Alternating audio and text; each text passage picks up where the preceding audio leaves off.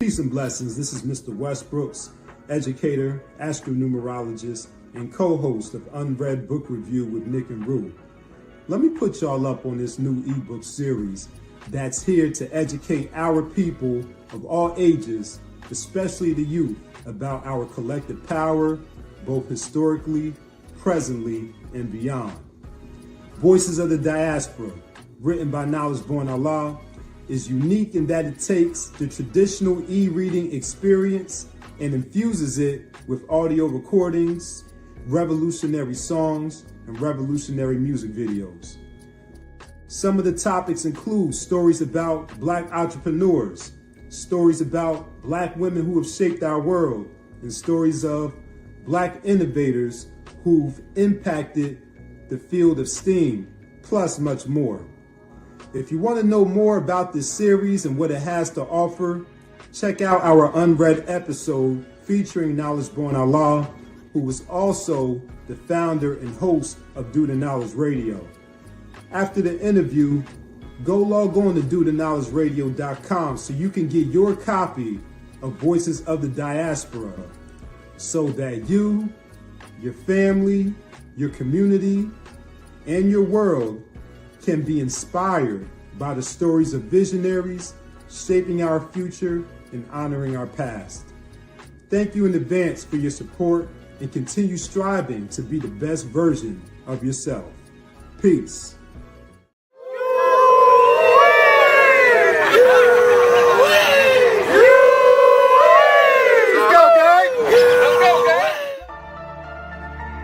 Big Sam, let's take it over. Lord Star BJ. Now we got Zaire Malik. That's Outlaw BJ. Now we got the young OG. You know who that be. Hero BJ. Next. You know what I'm talking about? Say, man, these ain't no motherfucking rap shit. It's that RBG rap shit. Revolutionary bread gangster. No motherfucking ifs, ands, or buts, nigga. Radio niggas ain't talking about shit. Money, cars, clothes, hoes in your flows, nigga. You ain't talking about shit. Yeah, you get money, but on these fucking tracks, you ain't talking about shit. Blah, blah, blah, blah, blah, blah, blah, blah, blah, blah, blah, blah, blah, you ain't talking about shit. Black lives matter now, but we been in the hood, you ain't talking about shit. You ain't talking about shit. You ain't talking about shit. Real street nigga in your presence, count money, blessings, boy. You ain't talking about shit. RBG. You ain't talking about shit. I'ma go and say it like this. Let me give something to talk about. If it ain't black, proud of black power, nigga. You ain't talking about shit. I'ma go and say it like this. Juju heavy off in this bitch. If it ain't working pots to go kill these cops, then you ain't talking about shit. I like repatriation, my situation. Try to cross the click and get fixed. My ancestors dictate the mix, or we can get wrong, fire up the sticks. Triple stage darkness is my element. Heaven sent, cause I'm hell bent to put an end to all that they represent. I'm these crackers' #1 pestilence. Ain't playing checkers, ain't playing chess. We above the board, now salute the crest. We on life and death, they ain't control the flesh. The real black power at its best. Fuck the rest. Talk to him, Dr. Clark. He called for the unity and the redemption of the African world. Salute them, Honorable Marcus We were Garvey. not ready to listen then. They might not have been ready then. There's wonder whether we are ready Ain't no doubt about it. to listen We ready, baby. now. Let's go. Yeah. Flag fly high, flag fly high, flag fly high. Black fists in the sky, waving side to side. If the flag fly high, come on. My flag fly high, flag fly high, my flag fly high. RBG's on the rise, all eyes will recognize. My flag fly high, Hold it high, let it fly. Rep those colors forever, Garvey will never die. On my 90, the throne ready.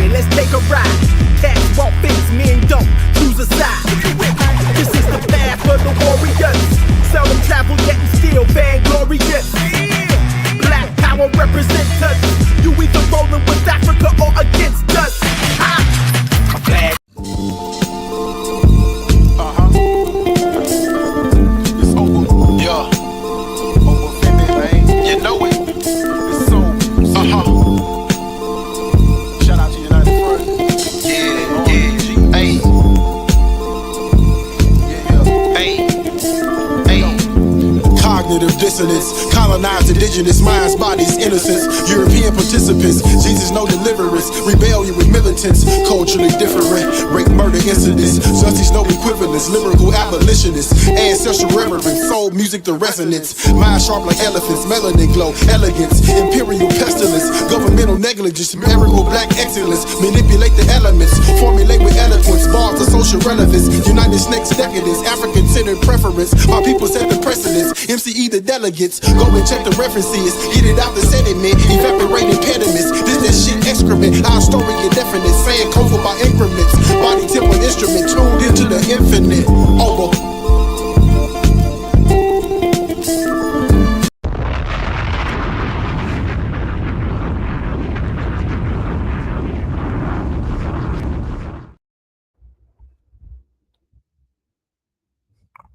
Get it out the sediments, okay? Huh? Not just the mud, fam. Get it out the sediment. Understand what I'm saying? Peace and Black Power, family. Welcome to another episode of Do Knowledge Radio. Place for Knowledge Born, your host, Knowledge Water Live. We here with one of the most authentic Africans I had the privilege of seeing over the years in a long time. Long time. What he live, what he eat, what he breathe, how he raise his family, how he defend his community.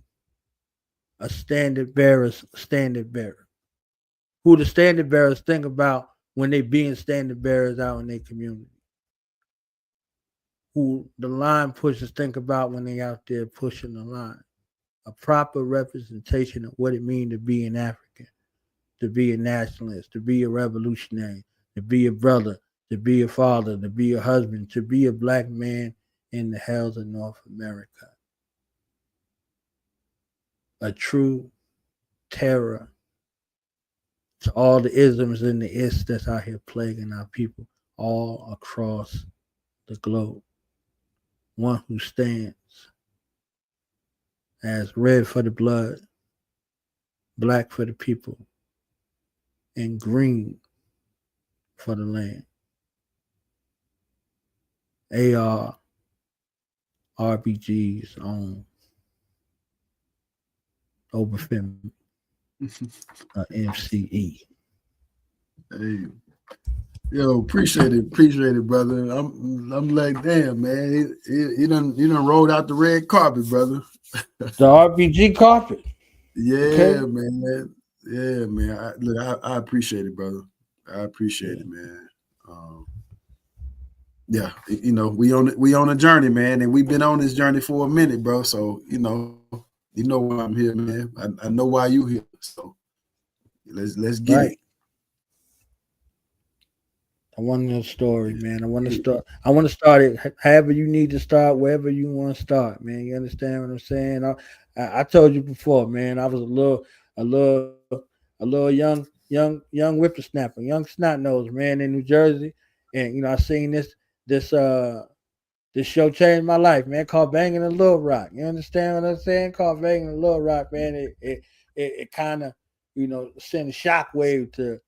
Some of us folks who ain't travel outside the couple of city blocks of county that we lived in. You understand what I'm saying? And what I learned from a world perspective.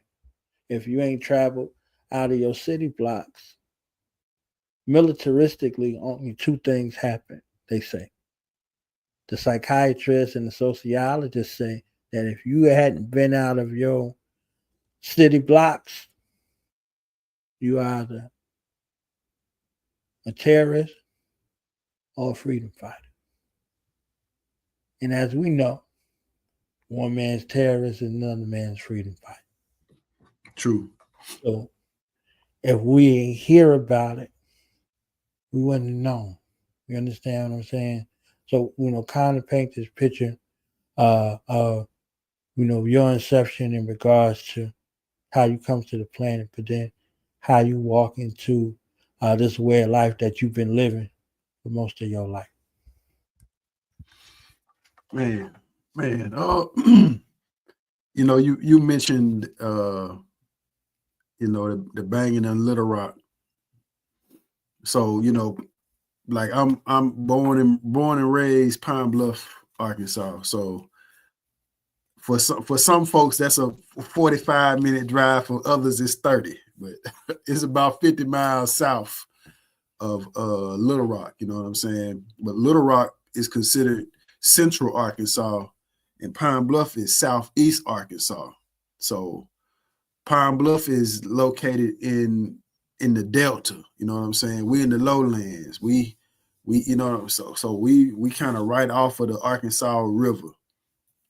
And you know, the Arkansas River is cutting off from the Mississippi River. You know what I'm saying? So the Mississippi River runs on the eastern border of Arkansas to Mississippi, and you know, at northeast Arkansas you got Tennessee. So I'm about 2 hours away from Memphis. And then I'm about maybe two and a half from Monroe, Louisiana. So you know, I'm in that black belt. You know what I'm saying? That's where I'm born and raised, man. So yeah, you know, Pine Bluff has a HBCU here, the University of Arkansas at Pine Bluff. It used to be called Branch Normal. So that started like 1873. And so most of my family members who did graduate from college that's from Arkansas went to UAPB. I ain't graduate, but I went to UAPB too. You know what I'm saying? But yeah, that's you know, that's what my parents met. My parents met going to the university. My pops is from a small town, Brinkley, Arkansas, in eastern Arkansas, and my mother is from another small town called Watson, Arkansas. And so they met, you know, at UAPB. So both of my parents graduated from UAPB. So I'm kind of a product of two HBCU graduates, you know. So my mother is a teacher. She's still teaching. She's been teaching over 30 plus years. Middle school. My pops has been running his own business since like 86, screen printing t-shirts. And my pops been coaching, you know, most of my life, you know, pretty much all my life, my pops been coaching, you know what I'm saying? Basketball, baseball, football, track, you know what I'm saying? So I'm just kind of giving you this backdrop. Like I'm a product of two HBCU graduates, a teacher and a coach. And my pops is in the classroom as well. He probably been working in the schools for like 20 years. So there's a certain level of discipline, the type of values that I is given, a sense of self-worth and value in knowing who you are. I kind of grew up with that. So I knew what the red, black, and green was, you know, elementary school. You know what I'm saying? I remember drawing the continent of, you know, I've always been an artist, so I can remember drawing the continent of Africa on my closet door in my room when I was like 7, 8 years old, right in the motherland. I colored the map of Africa red, black, and green. You know what I'm saying? At 7 years old. So I'm born in 79. So I'm saying I had some sense of black people come from Africa. So that means we African, right? So I've been had a certain level of understanding. I wouldn't say my parents are nationalists, but you know, they had a grounding to understand the sense of knowing who you are and valuing who you are, and they passed it along to me. The value of education as well was something that was instilled in me at a young age, man. So I saw my father buy the newspaper every day. If they wasn't throwing the paper at the house, he picked up the paper on the way to his place of business. You know what I'm saying? I grew up with books in the house, so you know it was always something to read. So yeah, you know that kind of helped set the stage for me to understand different stuff. Like my pops introduced me to Juneteenth in the 80s because my pops was printing the t-shirts. So in Arkansas, there's a city called Wilmar, Arkansas. And Wilmar has the oldest Juneteenth celebration. They've been observing Juneteenth since the late 1800s. So we got the oldest Juneteenth celebration in the state of Arkansas. Probably nowhere outside of Texas got one older. But my pops was print. They called it the June dinner. So my pops was printing T-shirts for that back in the 80s. And so that's how I learned about Juneteenth. Like pops took me and my brother to go see the Malcolm X movie. My pops used to buy the final calls. Mind you, I'm telling you, this Pine Bluff, Arkansas, we in the Delta, man. So we talking about Bible Belt that's tight around your waist. You know what I'm saying? So we in the Bible Belt, but yeah, my pops used to buy the final call. You know what I'm saying? I was 10, 11, 12. He read the paper.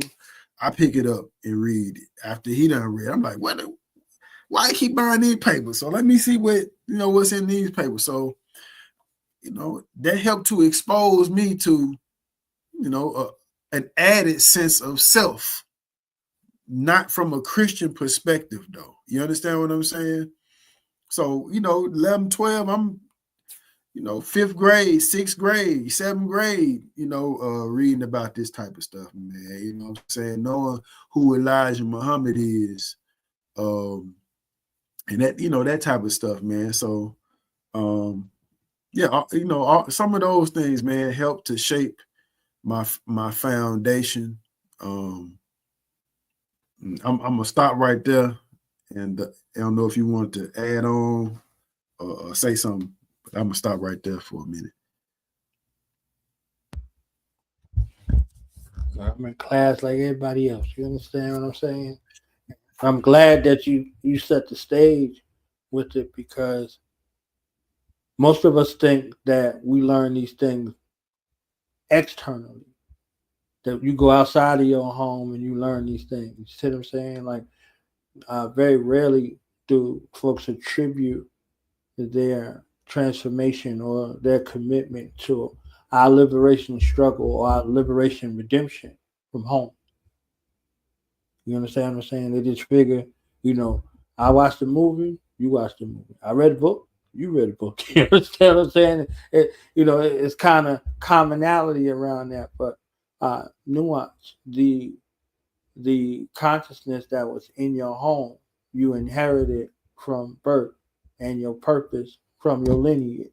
So a continuation of your lineage in this way, and then you just had to come. Your parents found a way to give it to you without saying that this is what it is. So later on, when you came into it, you realize you've been with it your whole life. You see what I'm saying? So now you're carrying on traditions from your home, not simply just from a circumstance of dissatisfaction. You know what I mean? These things work in tandem with one another. So now that you have a ability to do your Sankofa, look back to move forward, how do you find yourself moving forward into a space where you like, I'm full-fledged in my dedication towards liberation? It took a minute, man. I stopped at that point. Like I said, I'm born in 79, so I'm coming of age, teenager, 13, 14. We talking about them 90s, man. You know what I'm saying? So, you brought up the whole banging in Little Rock, so like that hit. You know what I'm saying? That hit. Like I can remember in the 80s when I remember when hip hop first started being played on the radio in Arkansas. You know what I'm saying? Like my pop listened to AM stations, so it would talk radio, sports radio, and you might hear like Benny Hinn and them white preachers on them on them shows on the AM stations, you know what I'm saying? And then you had like soft rock, you know, some R&B, stuff like that. But didn't no stations play hip hop until like 86 in Arkansas. So I remember when this station started. And so that kind of opened up my world, you know, to, you know, hearing, I didn't know nothing about no regions or nothing like this. So all the music to me was coming out of New York, you know, and then you start hearing some of some coming from California. And then we started to hear some of the regional stuff, you know, coming out of Houston with the Ghetto Boys, you know, so hearing those musical influences added to my understanding about the world, because when I found out such and such is from here, and they from over here, you know, it's kind of like the artist was giving you a walk into their world. Like I remember Eazy-E saying, we like street reporters, you know what I'm saying? We reporting on what's going on from South Central, from Compton, you know what I'm saying? And letting you know, like, you heard New York rap, you know what I'm saying? It's giving you this is what's going on in New York City. I'm like, yo, that was so abstract to a certain degree, because it don't look nothing like that where I'm from, you know what I'm saying? So, you know, so hearing the music from the West Coast kind of resonated with us a little more. The beats were kind of slower, you know what I'm saying? You know, the 808s and all of that. You know, so they started to catch my attention. I remember my brother, I got a brother. I grew up with 3 brothers in the house. So it's 4 of us in the house. You know what I'm saying? I got a brother that's 2 years older than me, one 6 years younger than me, one 8 years old younger than me. We all grew up in the same house. I got some other siblings, but us grew up in the same house. I remember my brother brought home one day, he brought home Death Certificate. It was a dub tape though, you know what I'm saying? So I didn't know what it was. It was he had this cassette tape, you know what I'm saying? I remember we in the room, he was probably like I don't know. It came out, I think this dropped like 90, 91, right? So I remember him playing a couple songs, man. I'm listening and I was like, I remember I went and told my mom, like, yo, my brother, he in there listening to this music and it's cursing, you know what I'm saying? And my brother looked at me, he's like, how you gonna snitch? And I was like, man, he had did something that made me mad, you know what I'm saying? So I would have told my mom. Anyway, fast forward, man, he keep playing it. So I'm listening and I'm like, yo, we just play this low, you know what I'm saying? Because what he's saying, like, I you know, I don't know all of what he talking about. I'm like, I like this, you know what I'm saying? For some reason, like, so Death Certificate is like my all-time favorite rap album, bro. So I'm listening to this at, you know, like 11, 12, like Edutainment came out. I was 11 when that dropped. I played Edutainment back and forth, man. So, you know, on cassette tape, man. So this is what I was feeding my mind, like all this hip hop, but them 2 albums, they at the top of my list, Death Certificate and Edutainment, you know what I'm saying? So, but in a couple of years, you know, what they categorized as gangster rap started to, you know, they you know what the media did and all of that. We know the story, you know what I'm saying? So, you know, you ain't seeing the dashikis no more. You ain't seeing the African medallions in the neighborhood and stuff no more. I'm seeing Dickie suits. I'm seeing LA Raiders hats. You know what I'm saying? I'm seeing Chuck Taylors and gangster Nikes in the streets. You know what I'm saying? So, you know, folks is the gang. I'm starting to see this in the neighborhood and stuff now. You know what I'm saying? And so I got to you know, it was a point in my life where that was the decision that I made to go into the gang stuff. You know what I'm saying? So at 14 years old, you know, that was my path. Now, mind you, I'm in GT, I'm in advanced classes, all of this through school, bro. You know what I'm saying? And the stigma that was put on, like, being smart, being intelligent. Like, I'm like, man, I just want to connect with everyday average black folks. Like, I don't, you know what I'm saying? It's like a certain degree. Like, I don't want to be looked at like you ain't like the rest of us. I just want to be cool with the rest with my people. You know what I'm saying? So the gang stuff, for one, it was marketed to us, but you also had community influence and pressures to join. You know what I'm saying? So I would say I fell victim to both the community pressure to belong to a gang, as well as the marketing, the promotions through the music, the movies and stuff.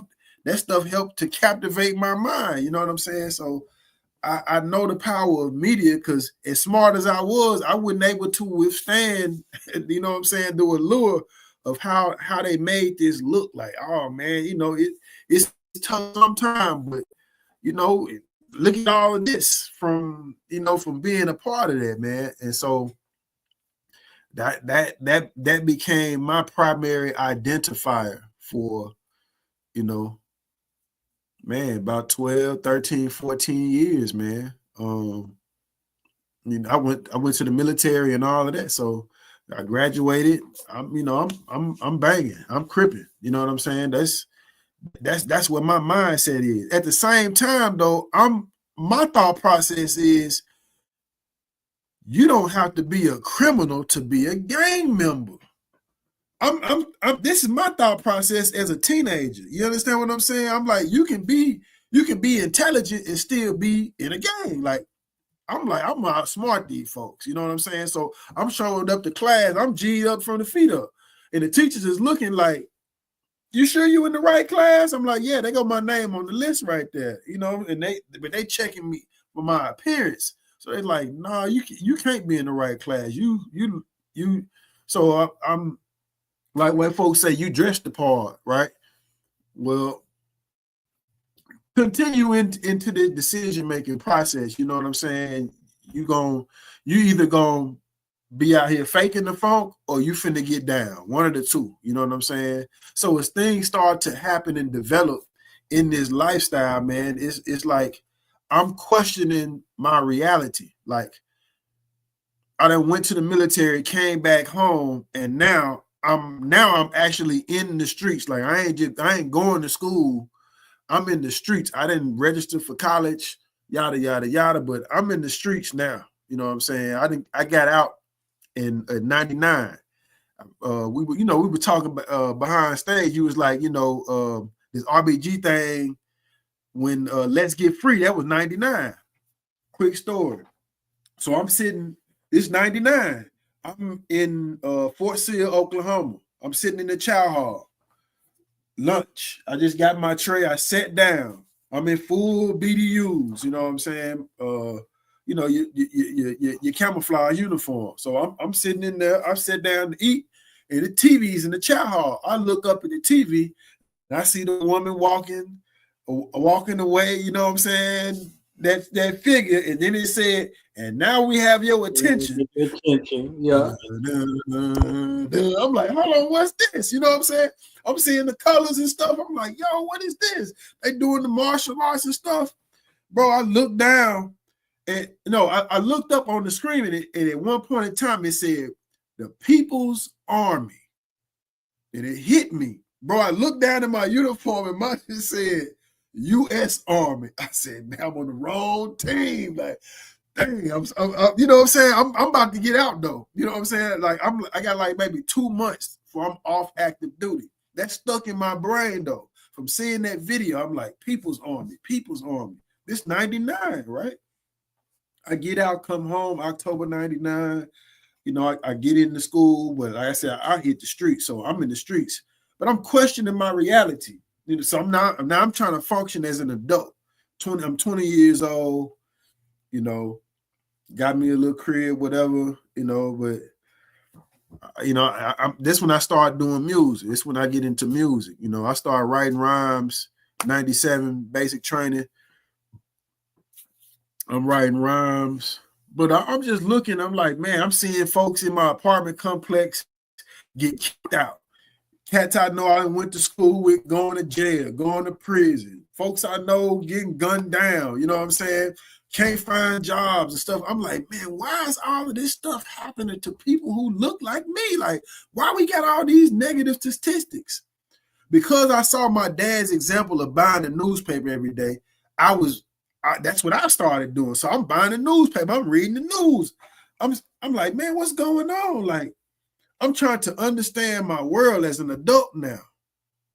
And, you know, that led to me to search for answers, man. And, you know, the one thing that really stood out was when I turned on the music and the radio. I went to Korea for a year in 97, 98. I was in Korea, came back home late 98. So I ain't heard no radio from the United States. I'm just buying cassette tapes, you know. So when I come back home, I'm listening to the radio, and it's just like the radio. I'm like, what? Something wrong. Something is off. Like, all the music was sounding like it was dumbed down. Like, it wasn't, like, you didn't hear no positive songs, wasn't no like fun. Like, everything just kind of seemed like it was like elementary to me. I'm like, something ain't right with the music. You know what I'm saying? And so I started to look up, you know, the stuff I grew up hearing, you know, the Cubes and Rakim and Poor Righteous Teeth. I started to look up. I'm like, man, something ain't right with the music. Something is off. And you know, like I said, that's when I started my music career, you know, early 2000, 2001. And so I'm saying all of this because the experience of being in the streets, in the gangs, the experience of being in the military, the experience of going to college, and being from a town that's now like we 75% Black, right? So growing up in that type of environment, and it helped me to understand and see some things that and being able to travel some, it allowed me to have a perspective that when I came back home, a lot of people that was around me did not have, because they wasn't really moving around. They wasn't getting information from different places. Like I said, I've always been a reader. So my perspective seemed like it was different. I've always been asked from a child, like, where you from? I'm talking about where I'm born. Like, so I've always been asked, you from here? Where you from? You know what I'm saying? And this is my hometown. Like, I'm born and raised here, man. So, but I've always kind of had, I guess, a wider perspective. You know what I'm saying? Like, this my home. Like, but all of those experiences helped lead me to find answers. And the music, I started to find some answers in the music, which led me to go read. Like, for instance, the KRS-One song Beef on Edutainment. You know, hearing that song was stuck in my head, man. And he mentioned the book in the song. He said, read the book, How to Eat to Live by Elijah Muhammad. It's a brown paperback. So what did I do? I looked up and tried to find the book, and I ended up finding the book online for free. So I started to read How to Eat to Live. You know what I'm saying? Eventually I bought both copies of the book, but that helped me on my journey. Going to the public library, you know, I got some 5-finger discounts from the library to, you know what I'm saying? That's how hungry I was with read, man. You know, when I was in Korea, 18, that's when I read Malcolm X autobiography. And from there, I decided, like, after 5 o'clock, I ain't speak to Urugu. You know what I'm saying? That was my policy. Like, once they had a reveille and they lower the flag down, no more. I ain't had no more speech for Urugu. You know what I'm saying? I'm like, yo, we only talk during work hours. You know what I'm saying? I was like Red, like my work hours are from 9 to, so I don't talk to y'all after 5 o'clock. It's a wrap. You know, and we ain't got nothing to talk about. So and this is a stance I made at 18, man. You know what I'm saying? So I just look at different instances in my life that was leading me to this path. And so that, you know, that there's other additions to the story, but I'm gonna just land that right there, and we'll pick it back up.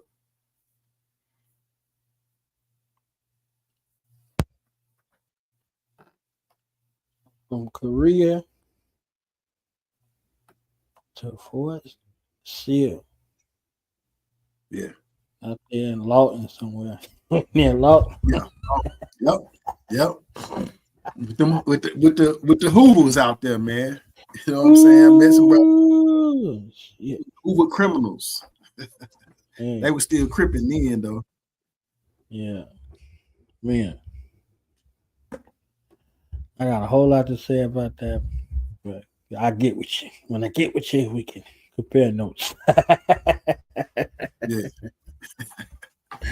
So the conscious decision to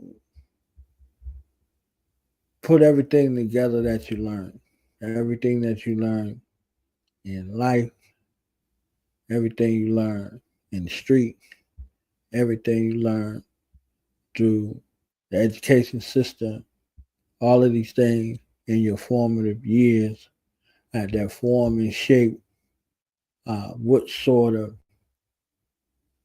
revolutionary liberation apparatus you were going to be. What did that decision look like for you? And how did you see the things that you had learned sort of weave their way into that reality? So about 2005, man. I said, you know, the music was.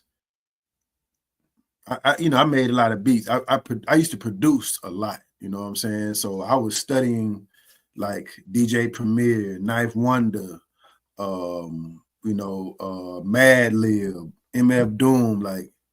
So I was studying their production a lot. You know what I'm saying? I was also, you know, I've been with several groups over time. Like I said, I've been recording music since 2001, 2002. So, you know, I got quite a bit of music out here, you know what I'm saying? But it all wasn't, I would say, centered, but it's been growing, you know what I'm saying? You'll hear bits and pieces of consciousness in my music over time, you know what I'm saying? So as I've grown in consciousness, I just added more and more to that's just what my presentation is all together. Like, so I don't mind folks saying, oh, that's conscious music, whatever. You know, you can call it what you want, but my music is about uplifting my people. That's what type of music I make. You know, or I like to say I make soul music. I just use the genre of hip hop to do it. So that, you know, to about 2005, man, that was a documentary that came out. If you remember the movie Training Day came out, you know what I'm saying, a couple years before that. And in the movie, there was a brother, one of the Bloods, his name was Bone. And so Bone dropped that documentary called Bastards of the Party. And so when I checked this documentary out, and he was talking about, he was asking younger homies, like, you know, how all this started. And a lot of them was like, oh, yo, you know, I mean, like I said, I'm way in Arkansas. So he in the source of where it started at, right? So, and these cats pretty much knew about what I knew. They was like, oh, this started over a leather coat, you know what I'm saying? Robert Ballou, yada, yada, yada. You know what I'm saying? That's what I heard. So, and then he said once he started digging into it, and it peeled back. It was just talking about the migration out of black folks out the South, and black folks coming out to California to try to escape the racism. And then they formed gangs to fight against the Urugu. It was like full circle, you know what I'm saying? Like, so just to dial it back, elementary school, man, you know what I'm saying? In the 80s, they showed us Eyes on the Prize for a whole week. You know, I was in school when Martin Luther King Jr. birthday became the national holiday, right? So they was big on teaching us civil rights and stuff in elementary school, man. So I remember watching Eyes on the Prize and seeing how they were doing us. And it made me mad as a child. You know what I'm saying? I'm like, man, why they doing us like this? Why we getting done like this? I don't like this.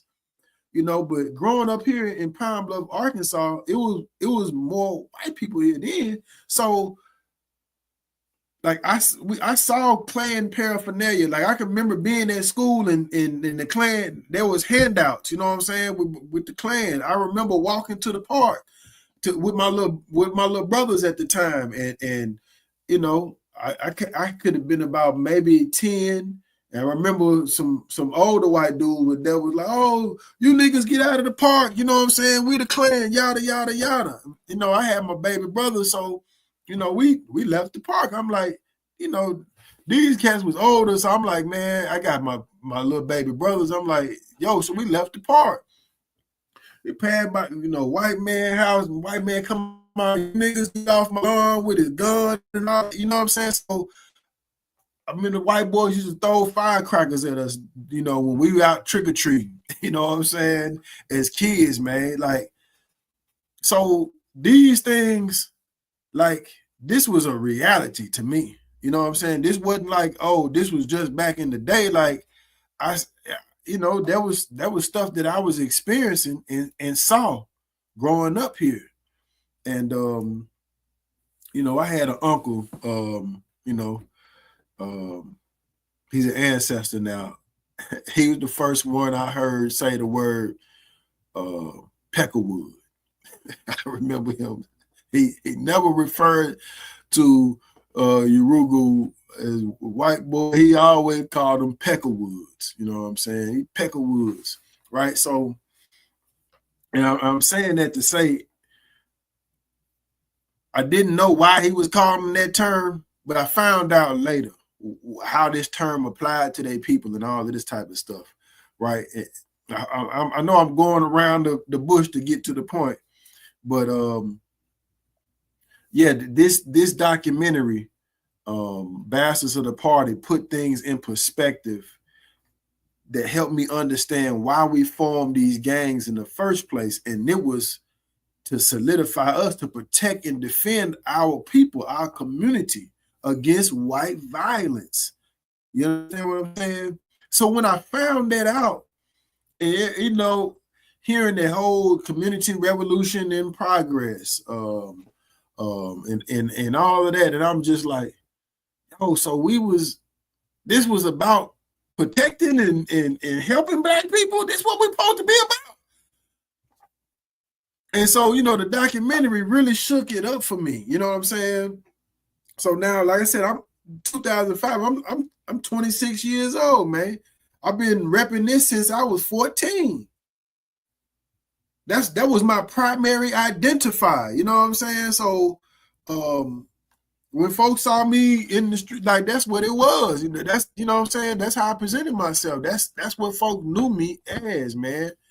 And once I started finding this out, it was just like, well, what else did they been lying? What else, you know? So I had another brother who I was working with in the music introduced me to a documentary called Loose Change. And it was about the whole 9/11 stuff, man. And I'm like, hey, like this, they been lying. This was a hoax. This is the government did this shit, bro. I'm bugging. And so the third one that he showed was called Zeitgeist. This all like 2005, 2006, man. And I saw the Zeitgeist, and the first section in Zeitgeist was about the religion. Now, I had already been questionable about this, you know what I'm saying? So when I saw that Zeitgeist, it was just like it all came full circle. It was like, yo, if they get your belief system jacked up from this level right here, everything else gonna follow. They got you. And I was like, hey.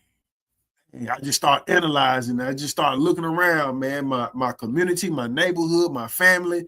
I'm like, man, they got us in a serious trick bag right now. I got to get out of this some way, somehow. Like, what can I do? What have I been doing that supports this crap? And how do I maneuver so I don't continue to fall a victim to this? You know what I'm saying? And so that kind of set me on the journey to I got very serious about my studying and looking for books. I was looking into the Nation of Islam and Nation of Gods and Earths because that was the first thing outside of Christianity that I had got exposed to. So I was looking into that. I was downloading the 1 to 40 lessons, the 1 to 21s. You know what I'm saying? I'm finding Nation of Gods and Earth's information, and I'm just studying. I'm just taking it in. You know what I'm saying? 2005, I stopped eating pork. I'm like, yo, I got to start doing something. I got to start changing some stuff about me, right? If I see something wrong, I'm like, but the problem started with me, so I got to do something different. And so I started. That's where I started at. Like, I started reading, man. Started studying, and it got to a point like I ordered some books online from it was an online bookstore. I had a book list I made when I was like 18, when I was in Korea. So I'm trying to find these books. So I found them on this website. I ordered the books. So I'm sitting at the crib waiting on the books to come. And week passed, 2, 3. Man, it's a month done passed. 2 months done passed. I'm like, man, what's going on? Finally, I got a call. It was like, yo, you ordered some books? It's like, yeah, I ain't got them yet. It was like, yeah, man, our website's still working, but the bookstore been closed for 2 years. It was 2 brothers from New York who called me. And it was like, yeah, man, we sending your money back, but the bookstore closed.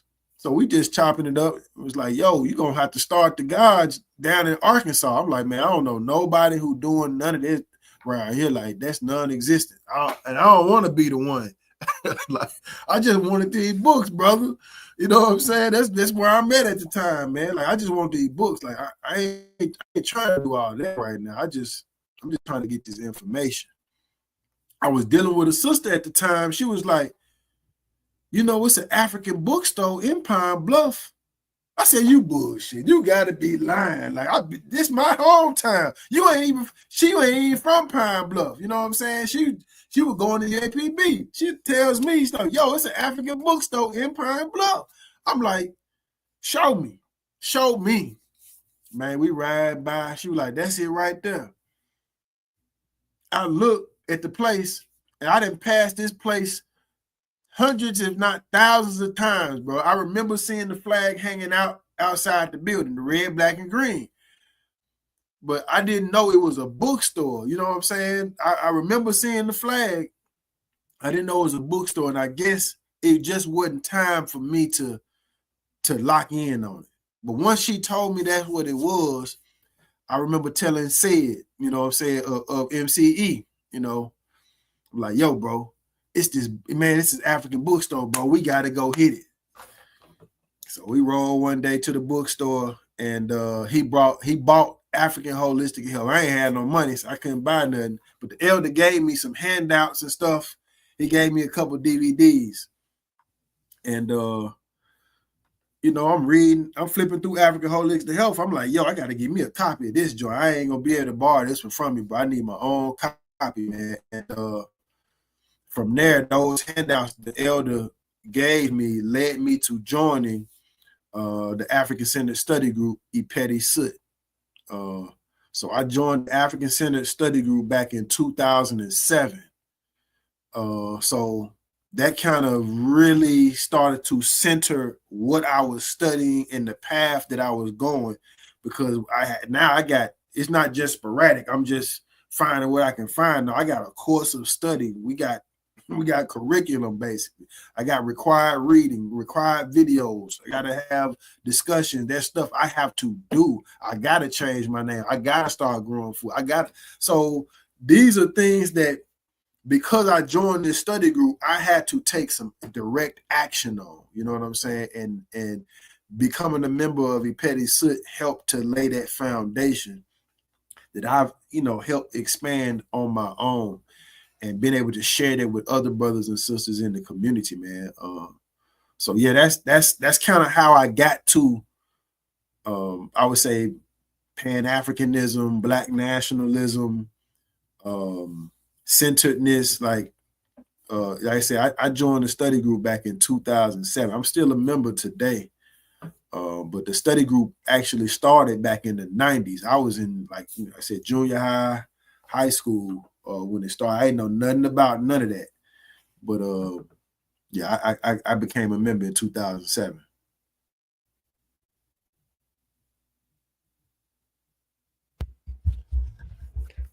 From 79 to 2007. Yeah. It's a proof of growth. Yeah. That the seeds was planted from your incarnation to your cognitive awareness of who you are. It was in your crib, right? It was in your crib. It was in your crib. It was all around you. It was all in you, but you had to come to it. You had to grow into yourself, back into yourself. So you had to go through your own prodigal son journey back home. And you've been there the entire time. You understand what I'm saying? You've been there the entire time. And that aspect of you've been waiting on you to grow into you. So, divine intervention and all that. All of these junctures and places, you could have got caught up in all of it. But you seen your work before you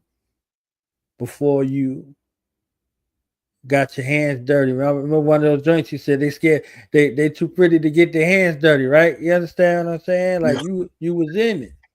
You was in it deep.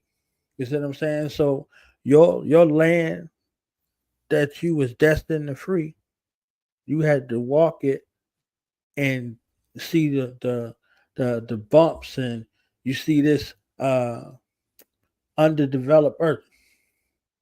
You seen it, right? You seen it in its rude and its naked state. It don't look attractive. You see what I'm saying? You could look at it and be like, that topsoil look disgusting. It look like it's gonna be some serious hard work. You might even poked it, and it's like, yo, man, it's hard as rocks. You understand what I'm saying? It's hard as rock. Like the earth feel like concrete, and it's supposed to be cultivated. But right under that protective layer, because it ain't been disturbed, is rich soil. So you gotta farm through the muck and the mire to find the best part. You find the best part, even though it might look like the poor part. So you're dealing with the poor part of the planet Earth, but ain't no part that's poor on the planet Earth once you begin to cultivate that, free it from the bondage of its external appearance, what it looked like on the surface, right? So you looking and you questioning because what you feel in your heart and what you see in your head don't match your reality. Right. You know what I'm saying? So now you like, it has to be something. So now you begin that process of cultivation. And that cultivation started with you. And once it started with you, you could begin to work externally. You see what I'm saying? Once you could work back within the framework of what your parents had whispered to you, what they had supplanted in you, and it took root. And it's a process of growing. You see what I'm saying? You deal with the science of husbandry. You deal with the science of agriculture, the way of life of growth. You know what I'm saying? So when you go out there, you go out there to plant seeds, but you know that every single seed that you plant doesn't have the destiny to bear fruit, but every seed that you plant must be planted, because if not, you already know it ain't gonna do nothing because it ain't in the ground. Understand what I'm saying? So Right. indiscriminate to what it is there. So you get the motivation. You see some grow in their own due season, right? And then some of them grow at their appointed time. And some their destiny just might be below the surface in gestation, and that's as far as the growth gonna go. So you know and understand now it's levels now. You see what I'm saying? So you thankful for all of the process that go along with it, down to the weeds. The weeds exist as trials and tribulation, but the weeds exist as proof of life for what you see not under the ground being cultivated. Because they ain't growing in the place where ain't no life present. Because they can't test where there's no test. So life comes with trials and tribulations, but these are defining aspects in regards to growth and development in that space of proper cultivation. So if you got access to sunlight and irrigation, even in the place where you might just have sunlight and no irrigation, if it's something under there and it's destined to grow, it grows, and it grows there. And then there's some aspects in regards to cultivation where you got things that only grow at nighttime. They don't grow in the day. So all of these things exist, and because they exist in the way that they do, you are able to see through that process of your own self which of these aspects need the proper cultivation and irrigation of the sun, and some of these things that need to be done in secret. You see what I'm saying? So now you put all this together, and you're reading, you're researching, and you're writing. So now your stories have to change because you're changing. So the rhymes that you had back then are necessary because of they chart your growth. Right. They chart your growth. They chart where you begin journaling for the freshest. You know what I'm saying? It might be the freshest. It might be the illest. Where you looking at the beats now, you're like, oh, these is the dopest beats. Like that's the motivation. So that's what's being developed. So now with this exception of this birth consciousness, returning back to the birth consciousness, now you are conscious of what you say, what you do, what you write, how you conduct yourself. The produce section that you produce. So now I'm curious in regards to you caught it right. Now I'm curious now that you come into this reawakening, this and you begin this cultivation of the re-Africanization process. What does your writing look like now, and how does that lead you to MCE? You know what I'm saying? How does it lead you to MCE, and what does the landscape look like for you in that cultivation, in that process of uh, revolutionary lyrics now, in the fullness thereof? Man, I got to give thanks and respect to my brother Sid Adams, man, of MCE, because he was, I would say, the inspiration behind me deciding to do what I'm doing today, as far as musically. Like it to me, it just made sense because of my lifestyle. So I've made lifestyle changes and developed a lifestyle. So my music is a mirror to what I'm living. So back in the 90s, how I used to talk about being studio gangster. Yeah, you know what I'm saying? Like we ain't studio conscious. We ain't studio pro-black or African centered. Like this my lifestyle. You know what I'm saying? And I talk about my lifestyle, right? But I used to be with this. It was like a camp called Street Legal Entertainment, and within there we had like a team of like 5 different producers, me being one of those, and we had 3 different crews. And we had like a group of teenagers. It was like 5 or 6 of them. I was in a group with 2 other brothers, and then we had another group. So, you know, I'm like, you know, 20, 22, 23, 24 around this time, you know what I'm saying? Yeah, you know, man, we dropped Street Legal, we dropped like 10 CDs in 2 years, bro. So we was on the grind, you know what I'm saying? This is the time, you know, folks is burning CDs and on the corner with the CDs and all of that, yo. So we hit the streets hard around here. So we got a little bit of neighborhood fame to a degree, you know what I'm saying? We making a little noise around here, man. This is all pre MySpace. This is all pre Facebook, you know what I'm saying? And YouTube as well. So we was grinding, man. And that's kind of where I was still in, I was still in bang mode at that time. So that's what my rhymes was about for the most part. And also, like, being from Arkansas, we ain't really had no representation on a national scale as far as rappers, right? And so trying to break into that space, and as well as not be pigeonholed in a box that you can't be lyrical and be from the South.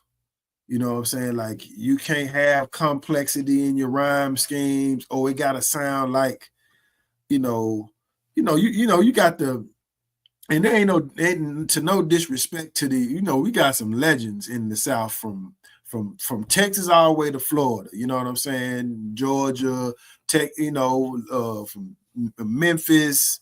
It's a lot of states in the South. So the South ain't just one sound. You know what I'm saying? I mean, even the brothers in North Carolina, Little Brother, which was one of my favorite groups. I listened to a lot of their music, man. Ninth Wonder was brilliant in the production, but I listened, as much as I listened to them, I listened to UGK and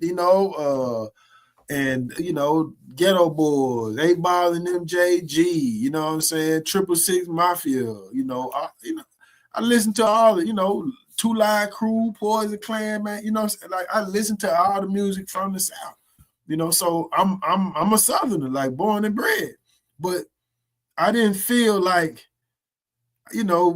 folks is the critics and talking about, oh, Southerners can't rap, or they ain't skilled lyrically. So I'm like, yo, I'm challenging all of that. You know what I'm saying? Like, you ain't gonna tell me and put me in that box. So I made sure, like, I'm rhyming it. Whatever I'm talking about, my stuff gonna be complex. You ain't gonna.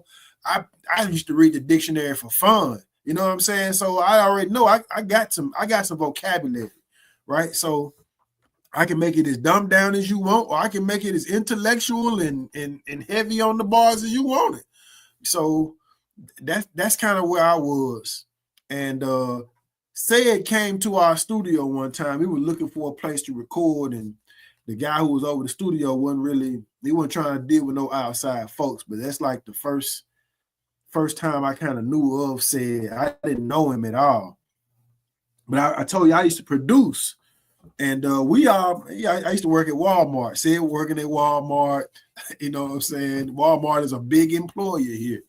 700 people work at Walmart. So I was working at Walmart, and there's some other artists who were working there too. And he ended up telling Sayed, like, yo, OB, you know what I'm saying? He got beats. Like, so that's how I hooked up with Sayed. He bought some beats from me. So one of the songs the songs that I produced for Sayed, was on his first project. The greatest story ever told. You know, on the front he got the back of the dollar bill with the eye over the pyramid and all of that, right? So I didn't know nobody who was really making no type music like that from here. You know what I'm saying? I had never heard said music. He had heard some of my stuff, but he, you know, when he tried to buy some beats from me, I tell you, but come to the crib, bro. I let him hear stuff. So like I said, he born and raised in Chicago. So, you know, different exposure, you know what I'm saying? The gang stuff and all of that, but yet still, Chicago definitely ain't Pine Bluff, Arkansas, man. So he looking for a certain sound, and, you know, I honed, and I told you the type of production I was listening to. So I got a lot of boom bap, you know what I'm saying? That's the style that I studied. So I perfected that. So I sold him like maybe 2 beats for his first project. And one of those songs is called For the Ghettos. It's on YouTube. We shot the video for it, man. Ended up going to the city council, the mayor. Like they was, we showing the city in a bad light, you know what I'm saying? So if you hear it, you check out that song. Like that's my production. But that's how I linked up with Said through making beats. And then, you know, we just started talking, man. And so when his CD dropped and I'm listening to it, I'm like every song is like, this ain't, it was so soulful to me. You know what I'm saying? I'm like, man, like he really speaking to some serious stuff. Like, you know, I got some songs about riding on rims and stuff, you know what I'm saying? Like, I'm like, but he's speaking to some real issues, man. You know what I'm saying? I'm like, I know I can I got some songs like that, but I'm like, I want to do something like, I'm like, yo, we need to work together. You know what I'm saying? So we decided we're going to do a project together. At the time, we just called ourselves based on our initials. I used to go by the rap name Magnum McGillicuddy. That was my rap name. So we decided that we were going to do a project together called M&C, you know. So I was the M, of course, he's the C. And so we started recording music for that, man. And so our first project that we dropped was, we ended up just calling it Knowledge Itself Volume 1. And we had recorded a series of songs, man. And we were doing a podcast around that time too, called The Wrong Brothers. Brother, shout out to Akbad, man. You know, bro had the whole little studio set up at his house, and we were doing podcasts. Some of the episodes are out, you know, you can find, but we were doing podcasts. So like I said, I'm reading heavy. I'm transitioning my consciousness at the time. So you hear it in the interviews. So when you hear M&C, Knowledge Itself, which we later became MCE, the brother who was singing on the songs is the E, Esmalek. And he said he wanted to join the group. So we brought him in, changed the name to MCE, right? So that kind of set the stage for, you know, what we continue to do. Like I said, all of what I had been studying, you know, and musically, like I said, I was with a group that kept street legal. I was with a group called Good Hood Fellas, the Good Fellas. You know, Hood Fellas, Good Fellas. We kind of used them interchangeably. I left that group. We all left street legal. Me and 2 other cats left, and I formed another group called Risky Business. This year makes my 20-year anniversary from dropping Risky Business. It's an album called Where I'm Coming From. You know what I'm saying? And then after Risky Business, we dropped like a mixtape. And then we formed another group. One of my partners, 360 Entertainment, we dropped a project called Grown Folks Music, which I handled most of the production on. And this was like maybe 4 or 5 of us artists here But I say it was called grown folk music. So, you know, you'll hear you like from the risky from the you hear the growth in the content in the music over these projects. So by the time it got to MCE, what you hear on by the time you hear Knowledge Self Volume 1, you know, like I said, I'm in the study group like a year, 2. We dropped that in 2010. So it's like my 3rd year being in part of the African Center study group at this point in time. So yeah, I'm not even really in. I done moved out of Pine Bluff. So I'm in a new environment. I'm meeting new people in the conscious community. The sister I was with was like, so I'm meeting Nubians, I'm meeting Rastas, folks in the Nation of Islam, you know what I'm saying? Orthodox Muslims, people who into comedic science, you know, so, and some people who just who simply were Pan-African at the time.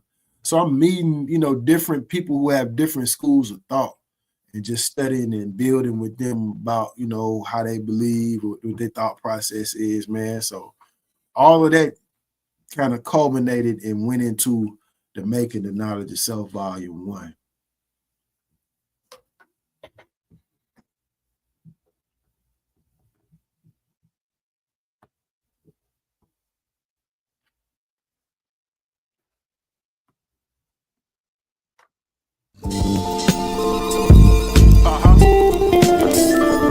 It's over, yeah. Obafemi, man. You know it. It's so. Shout out to United Front. Yeah. Hey.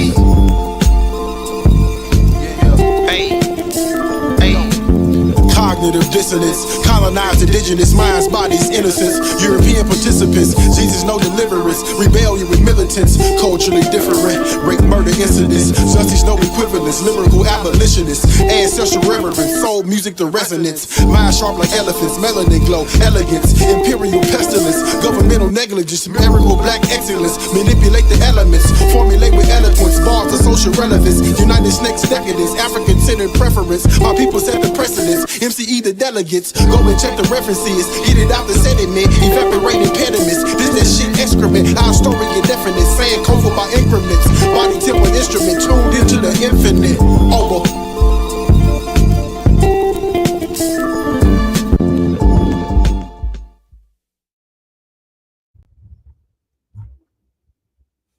Now you hear the journey. You understand what I'm saying? You said Sankofa by increments. You know what I'm saying? Indeed. Sankofa by increments. You understand what I'm saying? Like I need folks to, you know, kind of hear, you know, what's happening, and this is what you're sharing. That look back. That's why it's so necessary to, you know, have these experiences, because you could be a part of a whole thing and not know what you were part of. So you won't see your impact. So you hear these words. These words might sound dope, or you know, they might sound charismatic, but they're real. They're not given to a place where they're not warranted. So out of the sediment, like you described, rising up out of the sediment, so you can get back in the sediment to get it up out of the sediment. You could raise somebody else from a mentally, emotionally, spiritually dead space out of the sediment because you was in there. You know what it smelled like up in there. You understand what I'm saying? So yeah. I mean, it's beautiful, man. It's beautiful. So now the writing is progressing. How does this writing go into uh, the writing that you're doing now, and you know, where is the through line into the science of agriculture? You begin to consciously go beyond recognizing the need to grow food, to actually growing food and gardening and these other aspects. You know, what's the epicenter or the inception of that? Yeah, man. That's a great question too. It's a major connector piece because again, I'm being from where I'm from, like you ain't got to go too far to see agriculture. You know what I'm saying? So if you want to leave Pine Bluff in car, you're gonna see some fields of cotton, corn, soybean, wheat, rice. You know what I'm saying? Is everywhere. So both of my grandparents, well, on my mother's side, my dad's side, I never met my grandfather. He was deceased before I was born, but my granny had a garden. I go to her house. And when I went to my mother's parents, my grandparents' house, like they had a garden, chickens, pigs, you know what I'm saying, all of that. So fishing, hunting, all of that. So seeing, coming to the back and seeing coolers of fish and fish being scaled, and you know what I'm saying, scales everywhere, deer strung up, raccoons, like, you know what I'm saying, I grew up seeing that, going to my grandparents' house, feeding the chickens, slop the hogs, bags of peas and greens and tomatoes sitting on the windowsill, you know what I'm saying, to ripen. Like I grew up seeing that type of stuff. Now my parents both grew. My mother had all the house plants all over the house. You had roses that she had in the front that she took care of, and my daddy maintained the garden in the backyard. My parents were married up until I was maybe 9, 10 years old. But so I grew up seeing my daddy garden from fence to fence, get the tiller out, till up the soil, grow food. I saw that, and my dad's still growing to this day. So, and my mama still got plants to this day. So, like I said, it's generations, you know what I'm saying? Like, so I'm just continuing in the generational skills and work that my folks been doing, man. I joined the study group though, and one of the tenets in the first level, our study group uses those 4 levels of understanding for the Dogon, Benny Soul, Jerry Soul, Sodai, and Bolo Soul. I might have them out of order, but in that first level, one of those tenets of things we have to do is grow some of your own food. I call it the feed yourself program. So you got to grow something, and that kind of was led to the grow something challenge. So I would go out to my pop's house and help him in his garden. And 2011, I started working at an elementary school as a teacher assistant. And my pops used to come to the house, and my pops was like, my pops would do like no meat fast. So he'd be like, oh, I'm 7 days no meat. I'm 14 days no meat. My pop's in his 70s right now. My pop was telling me what he was doing. I'm like, yo, I think I can do this. I had a sister I was dealing with at one point in time challenge me. This is after I had, I stopped eating pork. So I'm like, okay. I'm reading that How to Eat to Live book, Dr. Layla African is laying it out, so I started making some more changes, what I'm saying, about different stuff. So I cut the beef, I cut the chicken and out. So now I'm just on turkey and like fish and stuff. And then the turkey had to go. I started buying lamb, and then I dropped that. So I met this sister. I was talking to this sister, and she challenged me. She was like, I used to be a vegetarian. I'm like, yeah, I've been reading about that a little bit. You know what I'm saying? She told me about it.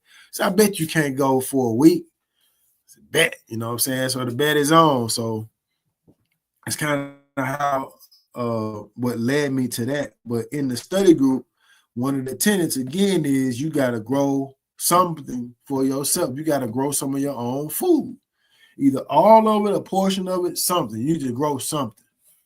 So, you know, I said I was going out to my pop's house, helping him with his garden.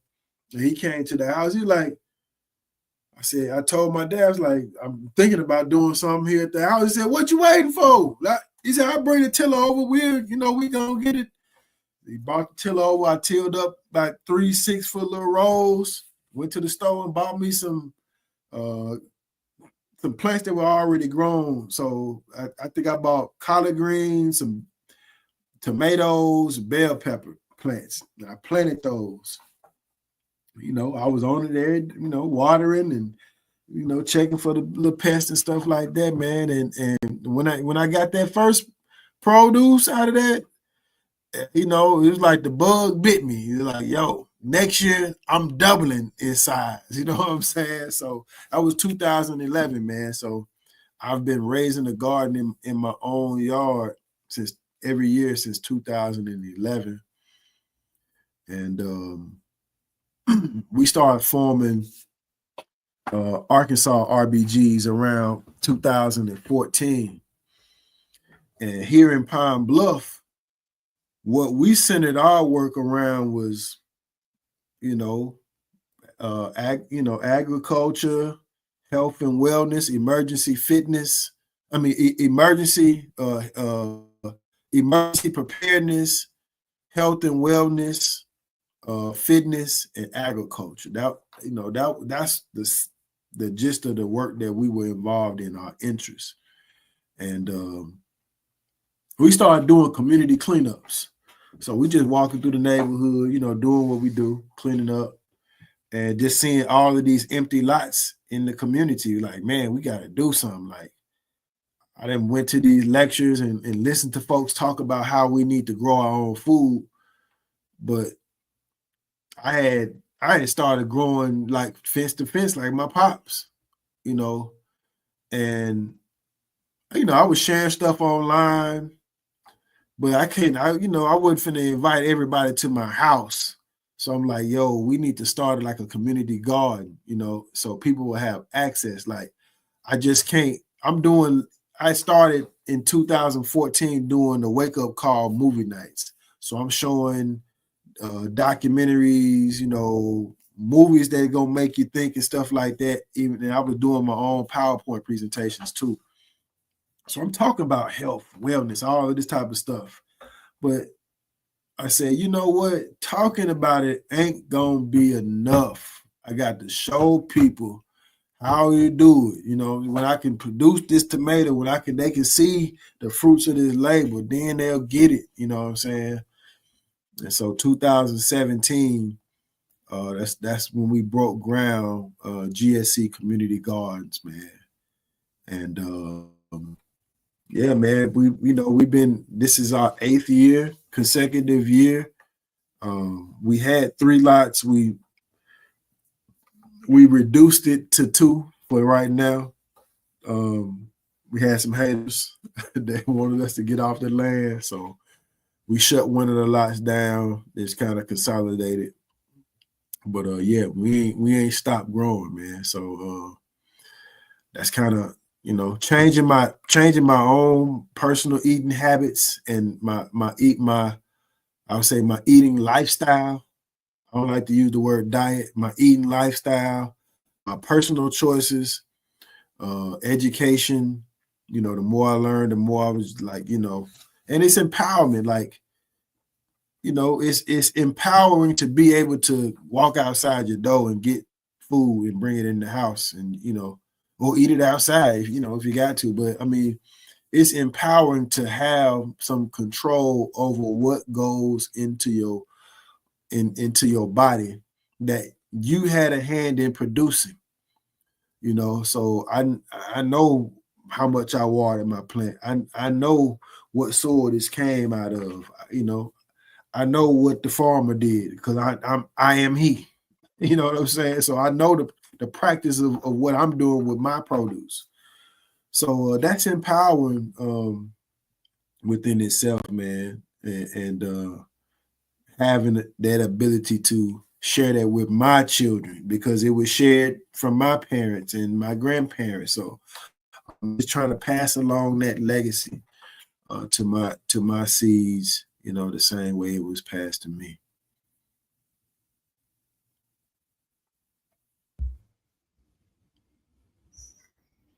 It sounds like a perfect time to play green, man. Play green and come back, and you know we could talk about Black love, Black family, Black power, you know, and some of the things you dealing with right now. So tell somebody. We live here with Obafemi and the MC and so many other things. You understand what I'm saying? So shout out to him. Shout out to the Roy family. I know they on the check-in. So tell somebody we still live. Oh, yeah. For sure.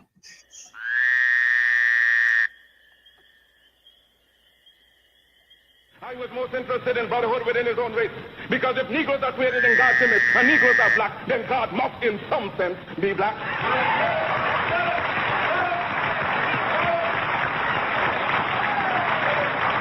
If the white man has the idea of a white God, let him worship his God as he desires.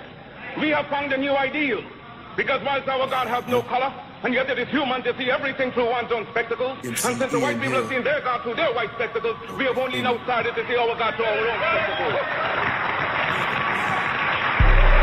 But we believe in the God of Ethiopia, the everlasting God, God of Father, God of Son, God of Holy Ghost, the one God of all ages. That is the God in whom we believe, but we shall worship him through the spectacles of Ethiopia.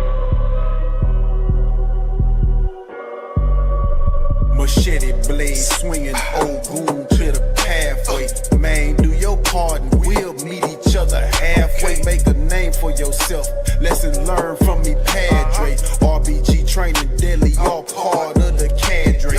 Green between the blue and yellow, visible perspective. We imagine in the new black nation. My I directive, tote that iron young warrior wrist lit with malachite. G.O.D. in the flesh from my head to my melanocytes. Cancerous parasites colonize the whole land, man. Capitalizing everything, man. They selling grass, cannabis, bamboo, collard greens, moringa. Growing my whole foods with green thumbs and fingers. Ingenuity, prosperity, technology, and weaponry. Vocal therapy, heavenly blessings in the melody. No jealousy, my brothers, crackers bow to my effigy. Health is wealth, green earth where you played leprosy.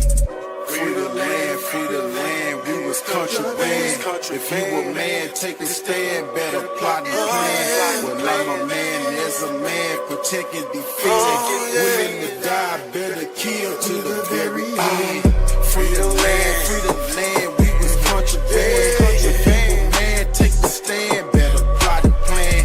Well, I'm a man, there's a man, protect and defend. Willing to die, better kill to the very end. Wake up today, a blessing for me. No stress, I'ma lead, no burning the tree. And planting my seed, enriching the soil. Control your own food, no giving us free. Planting some greens and beans to eat. You lacking the skill of killing your meat. Eating to live by Elijah Muhammad. You better take care what you put in your stomach. Greening my smoothie and blend it up quick. Used to sit 40s with Benny and Rick. Now I'm pushing black, so let me say you a brick. Take care of my temper, stay healthy and fit. The future is green, the land we must clean. Our children we breathe, ensure they can breathe. It's corny you say, I'm just paving the way. This knowledge is simple, what Gary was saying. Sharpen my tools, stay ready for work. You niggas too pretty, get scared of the dirt. Energy systems, they switching to green. Sustainable living, I push to achieve. For shock of the heart, the love and the compassion, the color of balance, renewal, no clashing. The money is green, my family is tight. I'm living the struggle, expanding my life. Opportunities in abundance, mastering my circumference, exploring all of my options. Navigated before Columbus. Green produces the oxygen, lungs the air and the element. On the same vibes, man, my words becoming so resonant. Free the land, we was country band. If you a man, take a stand, better plot and plan. Well, I'm a man, there's a man, protect and defend. Willing to die, better kill to the very end. Free the land, we was country band. If you a man, take a stand, better plot and plan. Well, I'm a man, there's a man,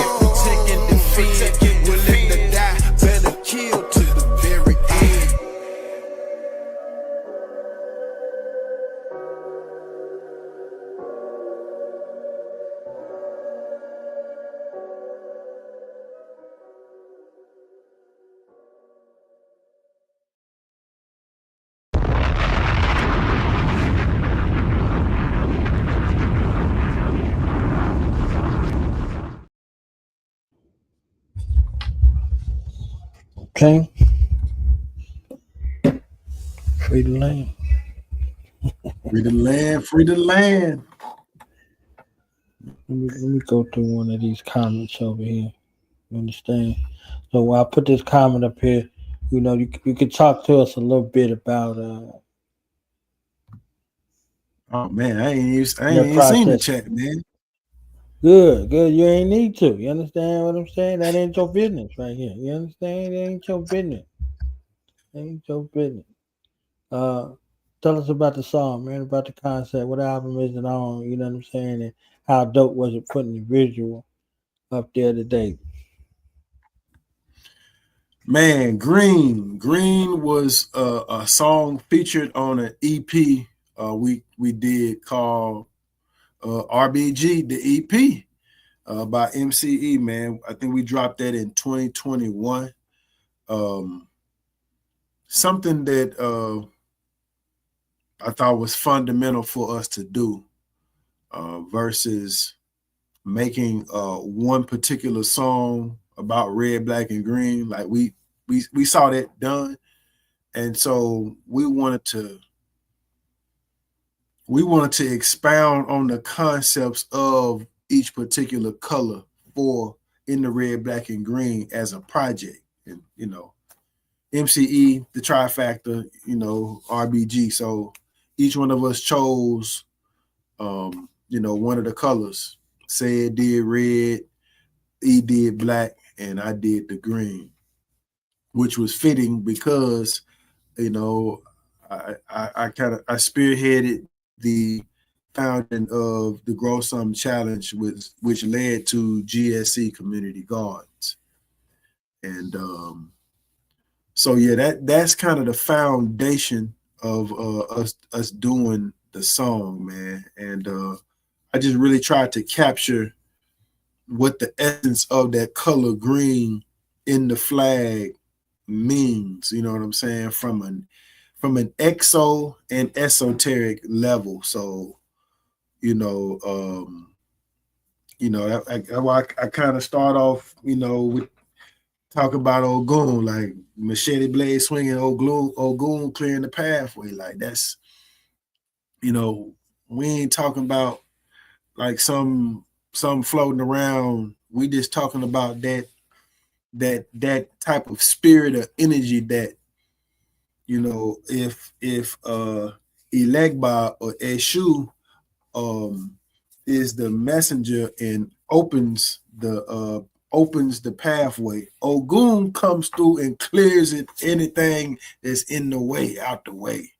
You know what I'm saying? And that energy that Ogun, as it relates to the technology, the weaponry, the precision in how we move and operate as a person and as a community. I think that's something, you know, that the land aspect of what green represents. Again, I'm from Pine Bluff, so when you see the video, you know, we shot the video in like April. So, you know, I'm in the woods, I'm in the sticks, man. So, you know, that's what we see around here. And so we really wanted to capture that, like, you know, that's the feel. Like, you know, we went out to one of the parks or whatever and shot some video out there. We shot some at my house. We shot some at the community garden. And yeah, man, you know, the brothers came out, you know what I'm saying? My queen, my baby girl, y'all in the video. My brother, my blood brother in the video at the end, kind of at the end, like he got the natural state shirt on. That's my baby brother. Shout out to my brother K Moss. Yeah, he the one got me to producing, making beats. He the one who got me to doing t-shirts, you know what I'm saying? So but yeah, he in the video, man. We had a good time. You know, all of us, we had our sons out there too. So all the young men in the video, those are my sons, Said's sons, Eshman Leg Boys out there. I think Freddie may have had his sons out there. So it's a family affair, man. It's crazy. A story real quick. I went down to Coldwater, Mississippi for the Black Liberation Summit held by BLM, the Black Liberation Movement, out of like Coldwater, Senatobia, Mississippi. We're talking like northwest Mississippi. And, shout out to the brother Patrick Lamula, my sister Crystal Denise, you know what I'm saying? She an Arkansas sister in Mississippi, you know what I'm saying, with the Ashe Academy. So shout out to all the brothers and sisters that way. I went down, I think this may have been the 4th or 5th year. And me and my queen set up to vend. But also they gave me a space to perform, man. And so the Republic of New Africa president, vice president, you know what I'm saying, was there. They had tables set up, man. And so I performed. I didn't know they was gonna be there. So I performed. Just so happened I had this song. MCE was supposed to go to perform, but none of them could go. So I had to do solo songs. And so Green is one of them songs that I had. And so when I performed the song Green, the crowd, man, was just, that was it, that free the land, they know that's the battle cry. So that song has gotten a lot of great feedback, man. The Black Panther Party reunion, I performed that down in Dallas. You know what I'm saying? My baby girl came on the stage, she was with me. So it was a very memorable performances, man, with that particular song. So it's got a lot of great feedback from that song, man. A lot of people have told me that's like my all-time favorite song from you, man. That Green, man. It's just, man, my girl listen to it every day, man. You know what I'm saying? I had people like, y'all go to work with that song, Free the Land, man. I just love that song. So yeah, man, it's one of my personal favorites. That's what it is. So let's talk Black Love, Black Family, man. And Black Love, Black Family being the foundation of Black Power. I'll put this up on the screen, this comment up here on the screen on purpose. You understand what I'm saying? Like, this the best part of the show for me. You understand what I'm saying? Yeah. So I had to ease into it. I ain't want to, both of y'all been on here together. You see what I'm saying? And you've been on Duden's Radio since 2015. Yeah, man. You know what I'm saying? Yo, you the first one to put us on, bro. You the first one who put us on, man. Nobody gave MCE no space, no time, nowhere, man. Yeah. You the first one to put us on, bro. So salute to you, man. Yeah. So time flies, don't it? You know what I'm saying? Yeah, time man. flies. 10 years later, here we are. Look, yeah, Rock. man. Soon as I said 2015, Rock pull up. You see that? Telling you can't. Yeah. You can't. Yeah, man. Salute to the team, man. Yeah, man. You can't. You know what I'm saying? Like, you can't make this up, man. I'm telling you. See what I'm saying? John Kim and everybody in the building. See what I'm saying? So, I seen folks is falling in, man. But this Black Love story, man, I need to know as much or as little as you want to share. You understand what I'm saying? I know y'all talked about it before when y'all came on here. You see what I'm saying? But I want to act like I never heard it. You understand what I'm saying? I want to act like I never heard of this brand new for me, because it ain't enough Black love going on out here. Everybody went so crazy over sinners because they forgot that Black love still exists. You understand what I'm saying? Like, so they see a little glimpse of it in the cinematic world. That's like, oh, that's beautiful. I love that, man. I'm telling you, man, that would be so nice to have something like that in my life. Like, well, fam, look, we got real examples in real life, okay? And they winners. They ain't sinners. You understand what I'm saying? So shout out to the winners, because Black love make you a winner. You know what I'm saying? It's a sin not to have Black love in your life. I'm saying, so if you ever wanted to know what Indeed. hell was like, Indeed. if you ever wanted to Man. know what hell was like, all right, living in sin, okay? So, Man, I'm gonna be quiet. I'm yeah, gonna be quiet. yeah. You I ain't understand? even know she was on. You know what I'm saying? Hey. Yeah, you know, that's my compliment, man. You know what I'm saying? I'm truly thankful and honored to be in this space and operate in this space, man. And you know, I just try to be mindful that this is you know, it's work, but it's an honor. Again, it's an honor to be in a position to operate in the capacity that I do and have someone who understands why you do what you do. And you understand what I'm saying? And she does it as well in her own way. You understand what I'm saying? And we both are centered with a love for our people, love for ourselves and love for our people. So, yeah, I give the condensed version though. You know, I told you I used to work in the public school as a teacher's assistant, but really I was teaching. I'm just, you know what I'm saying? So I was, matter of fact, let me just say this. I was the educator in the school system.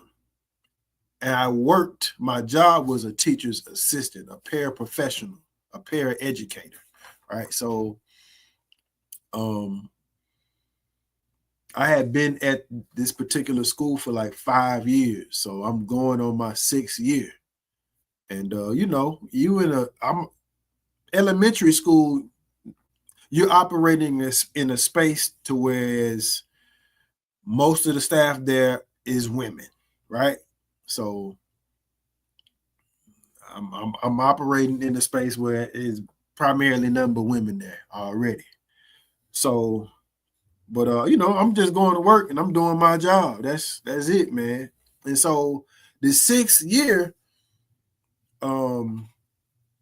I show up to work the first day, and I go to the classroom of where I worked the previous year, and I walk into the classroom and I see Kwesi in the classroom. I see this is the teacher in the room, you know, and I'm okay. This is a pleasant surprise. You know what I'm saying? Like, this is a very pleasant surprise.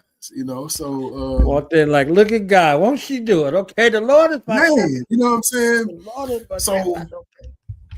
Man, you know, now on her side, she didn't know why I was in the room. So she would tell you in the story, she was like, I didn't know why he was in the room. They didn't tell me that I had an assistant. So she thinking I'm like there to take notes or to write her up, or you know what I'm saying, and they're trying to monitor what she's doing, right? So she's wondering why I'm in the room. Period. I had to, I'm your assistant. You know what I'm saying? Like I'm here to work with you. Anything you need help getting done in the room, that's why I'm here. I work with the students one-on-one, whatever the case may be. So and so that's kind of how we met. And we were working together in the same classroom, working with the students. But there's things that I saw that, of course, of course the physical attraction, but there are just things that I noticed about her sense of self, value, and worth, her relationship and how she related to the children, her compassion to go beyond the classroom. You know, there are things that I paid attention to. So I remember one day. Now, mind you, when I met her, you know, she had all her hair shaved off, so she had a very low to the skin haircut. You know what I'm saying? So, you know, I'm looking. I'm like, man, you know, I'm in the class with this. This is a young sister in here that, you know, she bold to wear her hair like this. You know what I'm saying? Because we in the, you know, the sew in and lace front era. You know what I'm saying? So that's already to me like she gotta know something. Like, and she don't look sick, so it can't be cancer. You know what I'm saying? So she gotta be confident in herself to even choose to wear her hair like that. So that was already like, man, you know what I'm saying? Something about this sister was one day, man. I'm at work. I'm chilling. You know, I'm pretty conservative at work. We had to wear little button-down shirts and stuff like that as the men who worked there. So I'm sitting in class one day, and she walks in, and she got a I'm Trayvon Martin shirt on. Oh, you know what I'm saying? I'm like,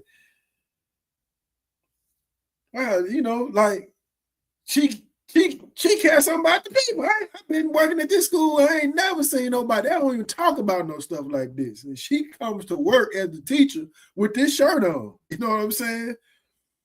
So I'm like, she must care something about the people. You know what I'm saying? And that's already on my checklist. Like, if she don't care about black people, it's a no-go. You ain't gonna be able to deal with me. You know what I'm saying? Because I love me and I love my people. So, I mean, like I said, that's just a shirt that's aesthetic, but it says something to me. You know what I'm saying?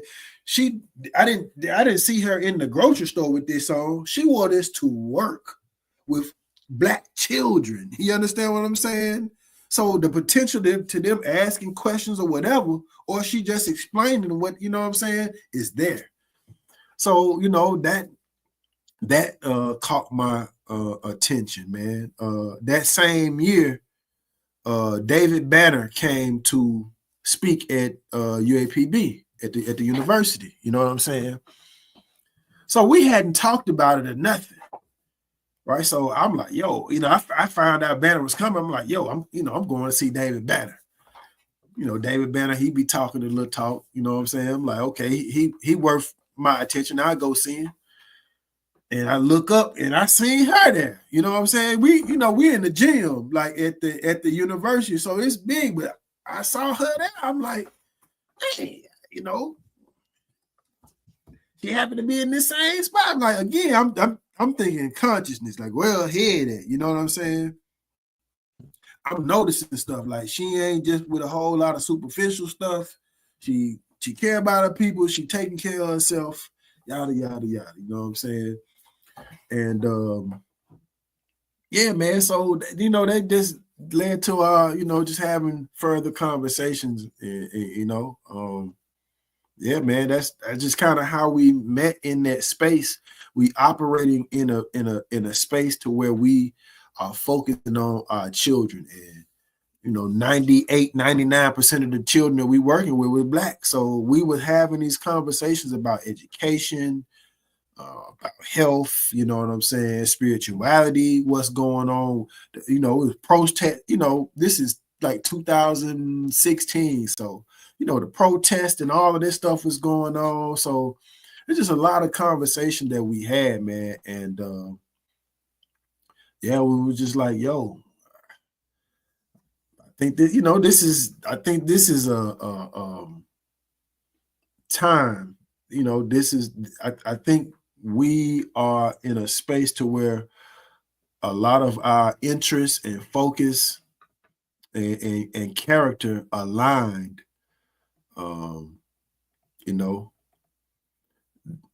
to where it's like, you know, let's see what we can do together as a team. You know what I'm saying? There were things that she, you know, she would tell me about she wanted to do in the community, and then she took action and started to do them. Like, so she came in you know, I'm telling her, I'm like, yo, I've seen you do more in our community than people who from here do.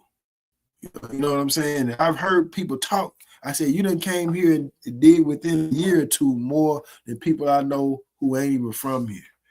And you doing it because they black children. You know what I'm saying? So she wasn't standoffish like, oh, I'm not from here. So she hopped right in and got busy in the community. You know what I'm saying? So she didn't just, I'm just coming to school and work with kids and I'm just gonna be no. You know what I'm saying? She did a for Color Girls fall retreat. She worked with from high school students, staff to other women in the community. They had a 3-day retreat on you know, kind of out of the community, going through all kind of stuff about being a black woman and all, you know, all of that, man. She did that. She did then she had another boot camp called the Black Boy Joy Summer Boot Camp, you know what I'm saying? And several other things that she just did in the community, man. And, you know, I've just watching her grow and develop, like, you know, it's like it added appreciation daily to see her brilliance, to see her just operating in the capacity that she does, man. You know what I'm saying? It's like, you know, I guess, again, man, I'm thankful. I am thankful to be where I was in my character, in my thought process, to align with her. And you know what I'm saying? And we on this path and we sharing this path together. So that's kind of it in a nutshell, though. Okay.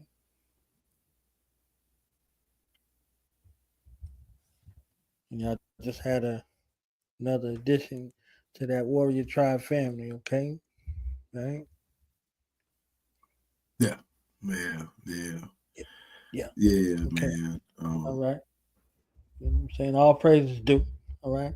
I'll leave you alone about that. You understand? Your face told me everything I need to know. You understand what I'm saying? All right. You understand what I'm saying? I appreciate it. You know, we need these black love stories. I'm telling you, because you know they got some other blackish looking stuff that's out here going on that ain't necessarily what we promoting out here in these streets. You understand what I'm saying? So yes, all praises due to our ancestors, to you know the forces of nature, and to our God. You understand what I'm saying in regards to uh, what we teach and what we achieve. You know what I'm saying? So black love is black power. You know what I'm saying?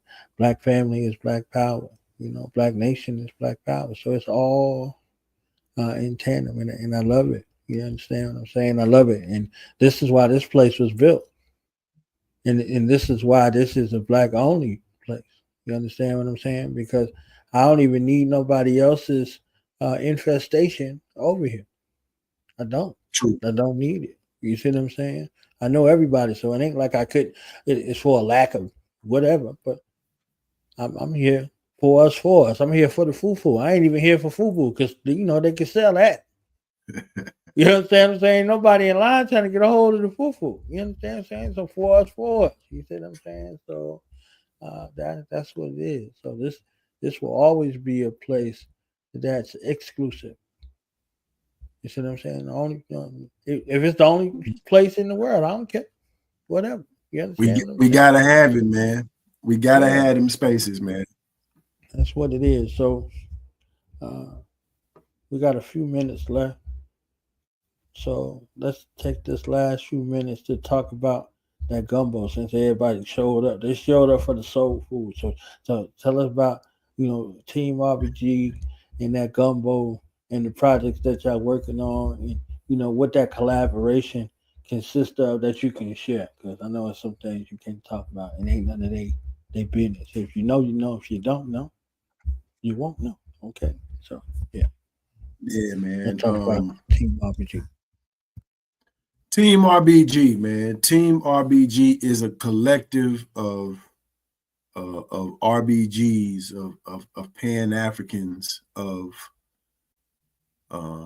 doers who are, I would say, centered in our thoughts, our words, and our actions, to put some things into play to help move us closer to our goals, which is African sovereignty. Team RBG is working consistently to develop the proper propaganda in as many ways as we can to connect with our people. So Gumbo, Griots Using Music, Breaking Oppression, is a collective of RBGs, of artists across the country.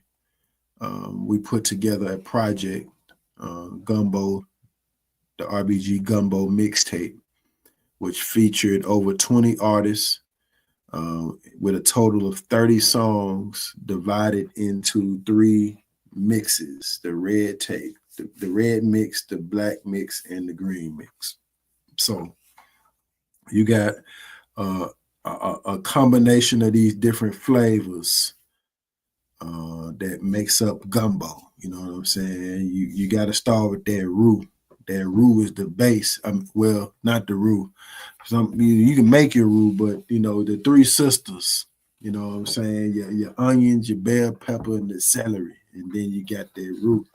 You know what I'm saying? So that our trinity in that roux is the that RBG, that consciousness. That's the consistent, what you gonna find in there. Now, the different ways it's presented, you got, Rockin' Moose on there, rocking from from North Carolina, you know what I'm saying, up to Jakim and my brother Stigalo up in New York, and to out west with Ibaka, the Conqueror, and Sister Ife Jai out in California. My brother King Heru in North Little Rock, Arkansas. Tahir RBG is on the project. We got Bomani and Ambassador Omawale from United Front on the project, man. Damani Truth, the young warrior, Asafo on there, man. My sister Elnora, Mental Sequence, House of Mental is on there, man. Shout out to the Avengers on there, man. Out of and Outlaw RBGs, on this project, man. The young brother, young Gaddafi, up in Connecticut, man, New Haven. So, we got flavor from all over the country, man, into this one pot, And so that's what the gumbo is, man. You see the brother stirring it up, man. It's fire. You see the fire, man. It got the spoon on fire, man. It's hot. So, this is, man, it was a project that's been in the making, and we knew we needed to make it, and it was time for it to come into fruition. And so it was released in December. On December the 24th last year. It's available now at teamrbg.com. Get your bowl, like my brother Rocker said, man. Shout out to everybody from Team RBG, man, who done chapped in. Shout out to my bro Anthony, man. You know what I'm saying? Everybody in the chat, man. If you haven't gotten your bowl or gumbo yet, head on over to teamrbg.com, man. You know what I'm saying? 30 songs for a very reasonable price. Right now we in the lab working on a compilation, all new music, called a Black State of Emergency. And so, yeah, man.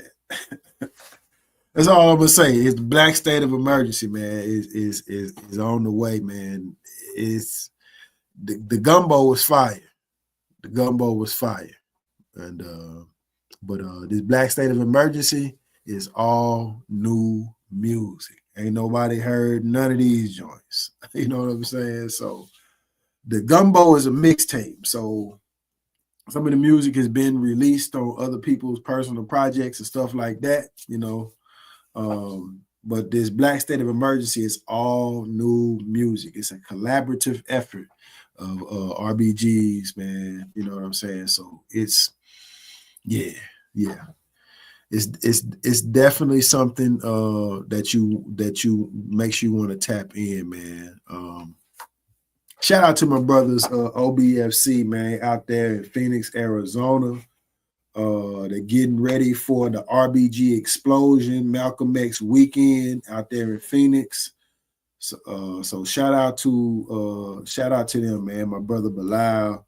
I love the work that those brothers are doing. They just finished up a couple weeks ago the RBG Youth Initiative. It was a 12-week program teaching the youth tangible skills, man. I would say, like they say, OJT, on the job training, man. They're getting some hands-on as well as the consciousness, you know what I'm saying, of what this whole red, black, and green is about. So shout out to them, man.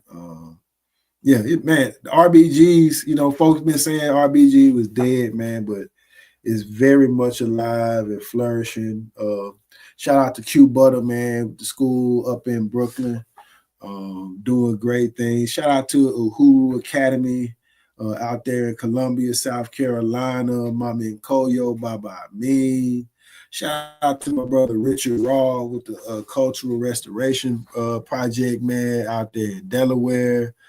Shout out to Marcus Klein up in Chicago, doing great things with the school. You know what I'm saying, man? RBGs is working. Stay tuned for the Akumalu Fest is coming back in fruition this year. Shout out to Tahir RBG. You know what I'm saying? So, RBG is alive and well, man. Alive and well, man. You know, if it ain't, it's probably because you on the sideline somewhere. So, you know what I'm saying? Maybe you hung your flag up, but the RBGs I know is working. You know what I'm saying? We expanding, we growing, we raising families, we building businesses, we opening schools. You know what I'm saying? RBGs, the RBGs I know is working. You know, them RBGs you might know, they may have hung their flag up. I don't know. You know what I'm saying? So, yeah, we out here, man. We out here. Fly mine since 99. People Army, that's no surprise. War ready. Hard line. Get it in, man. Get it that's in. What he said, huh? We war ready. Hard line. Okay. True indeed. In the words of Rakamusa, we living forever. Okay. We living forever. You know, the cleanup crew, we out here living forever. We in order. And if you in our way, it's sad to see. You understand what I'm saying? Okay. It's sad to see. It's sad to see if you in our way over here, man. I just wanted to shout out Artifacts, man. Shout out to Mental Son, man. I see Mental and Machu up in the chat earlier on, getting busy. You understand what I'm saying? That black love. Shout out to the Queen Amanatu Arts, man. You looking for that artwork? Holler at my sis. She can do you a personal portrait, the whole nine, man. So shout out to the Queen. All the sisters. They say this is Black Women's History Month, so shout out to all the sisters, Team RBG as well, man. So it's every day though. It's every day, man. 24/7, 365. Yeah. So shout out to Mitchell Son, man. Mitchell Son was the first one in a decade to holler at me to give me a commemorative shirt for for the born anniversary, the 9 years of Through the Knowledge Radio. You know, Cypherversary coming up in Black August. You know what I'm saying? Gave me an opportunity, man. You know, gave me an opportunity. And shout out to, you know, some of the folk that got that commemorative art. You see what I'm saying? So if you didn't get it last year, you might be able to get it this year. You understand what I'm saying? So I'm gonna just show it right quick. It's still available. Yeah. Limited edition. You know what I'm saying? Limited edition. You could get it. But I'm sure that it'll be a new one to be available for this year. You know what I'm saying? Because we're closing in on 4,000 episodes, man. Over, man. Can you fathom it? You understand? 4,000, not 400, not 40. 4,000. 4,000. Okay, I don't know what folks done did 4,000 times in their life, but I done been here. What's I here say? God damn it, I've been here, been clear, RBG my whole career. Man, for real, man. So I've been here, you know, been clear. Let me shout out my Baba, shout out to Baba Curtis, man, in the chat, man. My brother Jock Kim, you know what I'm saying? Shout out to the family, man. We got about 3-4 minutes left, man. You got any final thoughts? You know what I'm saying? We finna go to the after party because I got a notification that Baba Amin and Mama and Koyo got he say, she say. So we got he say, she say after this. So they're gonna be everywhere, I'm sure. So find them, show them some love. You see what I'm saying? Ain't no black liberation without black education. You see what I'm saying? No African liberation without African-centered education. And if y'all didn't do so already, Babaruti and Yabaruti celebrating 40 years. 40 years. 40 years of African-centered love. Okay. Beautiful, man. I'll let them, you know, send them a couple dollars, send them some African-centered retributionary love. Do whatever you need to do. Holla at them. You understand what I'm saying? And gotta water the tree, man. Gotta water the tree that's feeding us, man. Love. Show them some love and make it a goal, effort, aim, and objective to duplicate it and then transcend it. You understand what I'm saying? All our stories are powerful. You know, you started off in saying that this is a collective. So let's do a respective collective in regards to what we're looking to replicate, duplicate, be fruitful and multiply with. You know what I'm saying? That inspiration and motivation for African-centered liberation. And you understand what I'm saying? So I'm gonna be quiet. No, man. Final thoughts, shout outs, acknowledgments, whatever you want to do. You understand what I'm saying? Do it and do it well. Tell them folks how to get a hold of you, how to collaborate. I know you still, you know, giving out verses, you know what I'm saying? So if you want to get you know, educated on your song, you understand? I'm gonna use that word. You understand what I'm saying? You want to get educated on your song, you know what I mean? And you need some lyrical terror. He got some lyrical terror forever for you. You understand what I'm saying? So yeah, man. Make sure y'all, man, you know, again, like I said, water the tree, man. Do the Knowledge Radio. 4,000 episodes are coming up on, man. Make sure y'all water the tree. You know what I'm saying? At the bare minimum, man, you should be sharing. You know what I'm saying? You know, this is not easy work, man, to be consistent in.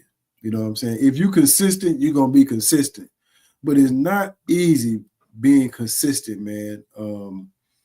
You know, I know the purpose behind why we do what we do. And as a warrior, we know how that can be. You know, nobody, like I said, the thing saying nobody cares about the warrior until the war is at your front door. So, you know what I'm saying? This is not an easy job, man. You know what I'm saying? Oftentimes it's a thankless job. You know what I'm saying?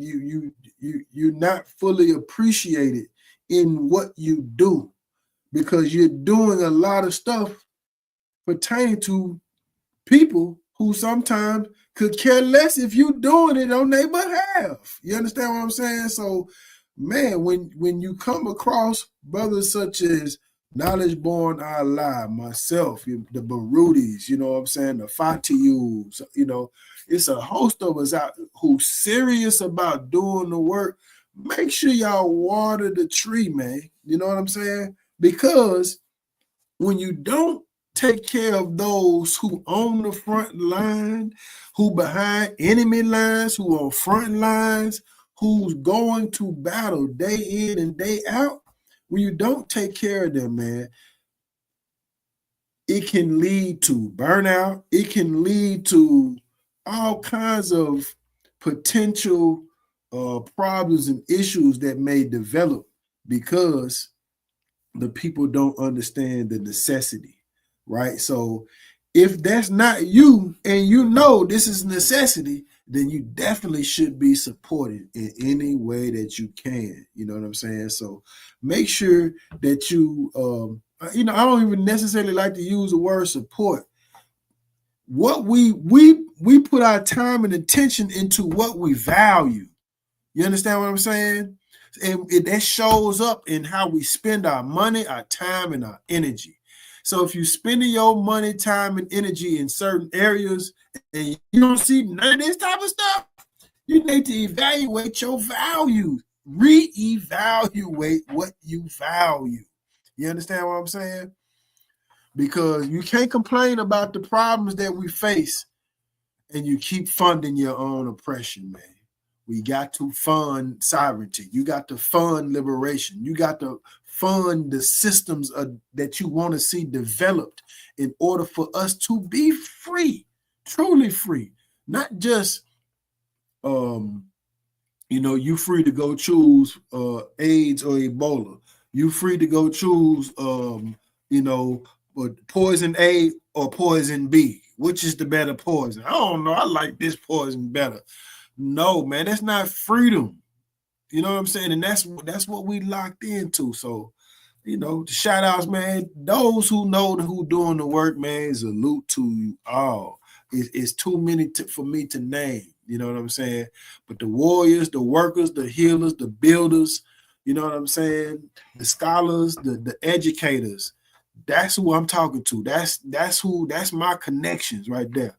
You know what I'm saying? We got work to do, and we keep doing the work, man. And I salute each and every one of you, man, because y'all inspire me. You know what I'm saying? This brother's just said he almost on his 4,000th show. Man, if that ain't dedication, you know what I'm saying? And millions of dollars ain't rolling in the dough. You know what I'm saying? I ain't checking your pockets, brother, but you know what I'm saying? I don't think it's millions of dollars rolling in the dough to do this, man. So I know that the heart has to be connected to the consciousness in order to keep doing what you're doing, brother. So salute to you, man, for continuing to do this work, brother, for having platforms for myself to come and share of myself, man. You know what I'm saying? So I appreciate it. I appreciate everybody out who out here doing the work, committed.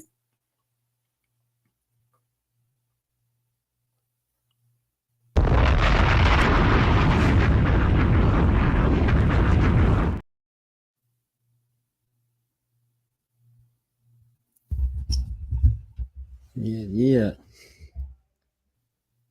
We living forever, okay? True.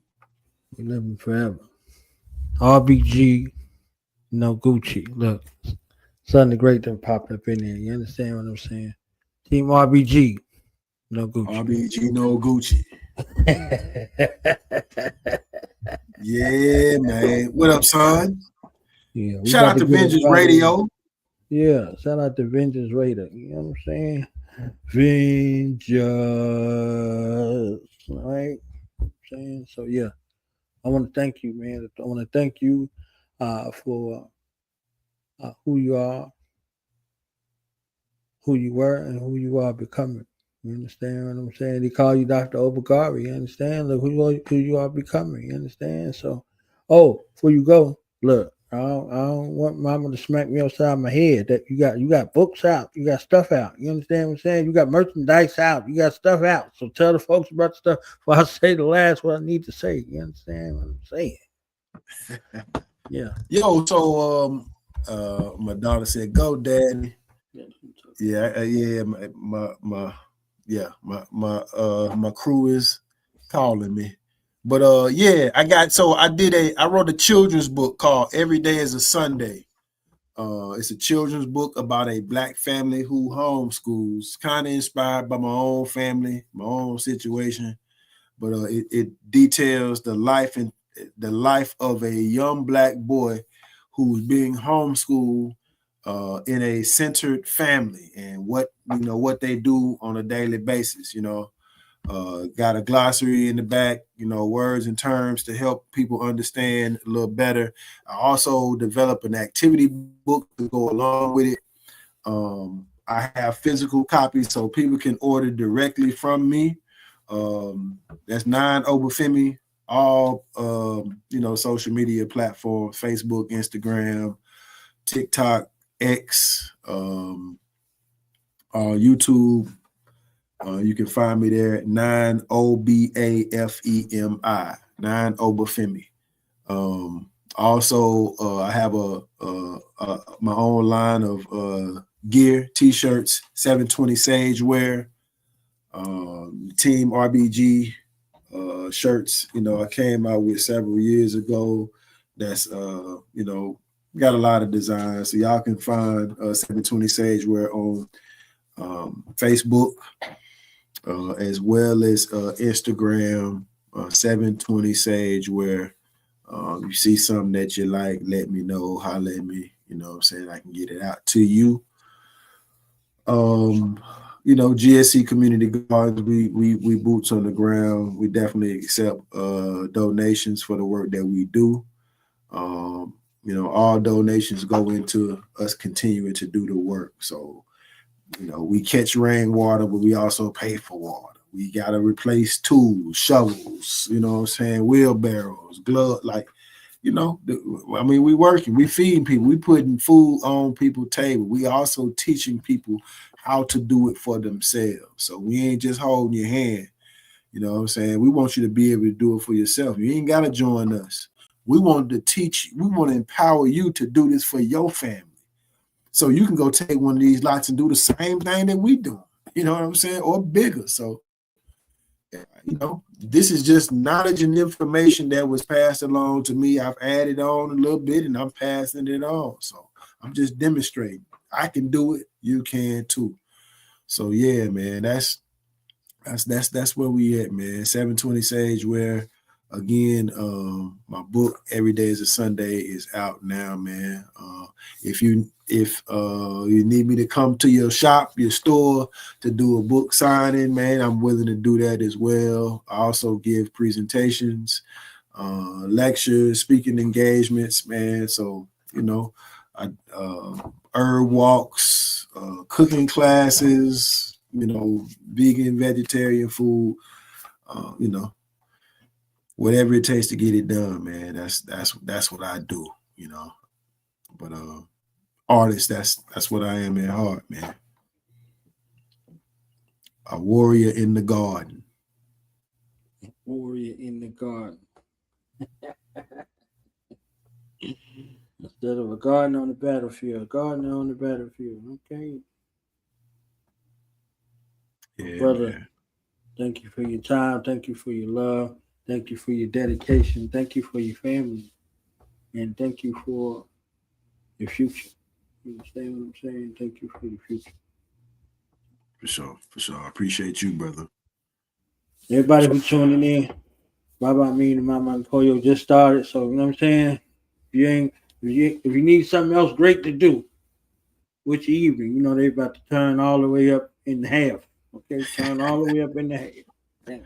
So, yes, indeed. Head on over there and make sure between today and tomorrow, y'all shout out Baba Baruti and Yah Baruti on their commitment, their life commitment to each other, and vicariously we get the RBG benefits. You understand what I'm saying? Black love is Black power and black love is forever. It is eternal. Anything else is civilized. Because we the civilizers. We ain't right. You know what I'm saying? So with that, I say peace, love, black power, and free the land. Race first, it'll be for Hodier.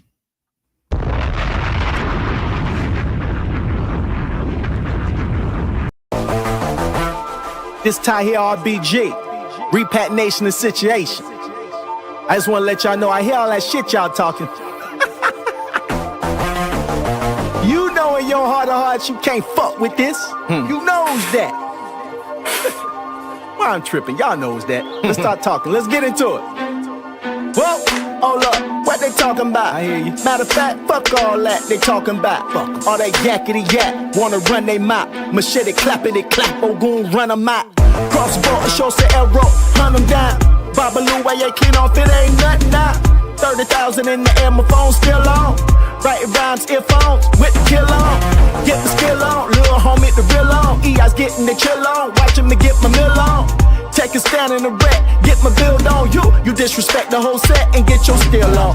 My Duke where you pay, get your bill on. Debit card swipe up, performance is getting tighter. I'm older and plus I'm nicer. The motion it I sip on. Most of y'all skip the protocol. Trip on forces and slip, bust your head. Train of thought wreck, you there didn't do what your we goon said. Now it's cold red, skeptics is begging to get my hill on. Back like I never left, proper like a sweater vest. I'm the ancestors' favorite rapper, Megadeth. That's true. No guitars though, just a hard flow. That's true. Nicest piece on these beats as far as bars go. A Joshua Eli's on my chest as far as scars go. Stars go to Fargo, stand and rock for photo ops. Bypass their own hood like they don't know the block. Faking culture shots like they forgot them struggles. All the fuddle when that muzzle blast cats be like. Suffering succotaches, beats, concrete, street with sophistication. Repat nation, we deep, baby. Plus RBG certified. Fly like the butter with the golden box cutter. Hello, yeah. She's so flirtatious. Smile like the Nile, her booty so outrageous. Classic yet refreshing, just to know you is a blessing. Peach schnapps and the flukes, here's a toast to patience. Oh yeah, a closed mouth don't get fed. She came to bed and woke up with your moja on her head. I just wanna see the fam blossom. Inhibitions, I lost them, I'm feeling awesome. My shit.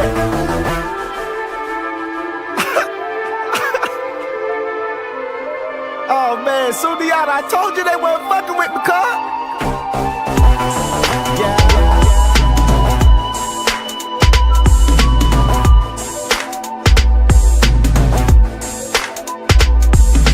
You need to ask yourself that. Why do you eat food? You need to ask yourself, what is food? Because we got consumables, as acidic, dry, whatever you want to call it, and then we got alkaline, wet, real food. We got fake food and we got real food. Now, you growing up in this world, I don't know how old you is. If you my age, you 20, you 28, 29, we is the last ones to know what real is. These jits don't know what real is because they being raised on the fake. So they put the germ in the seed. Roundup ready. They put the germ in the seed. They got fake seeds. So I'm telling you, this is war. Yeah. This is fucking war.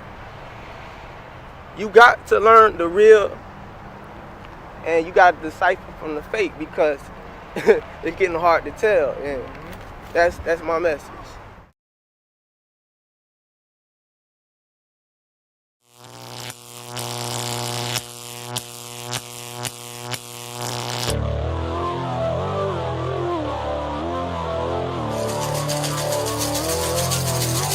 Iba Olójúòní, Iba Olódùmarè.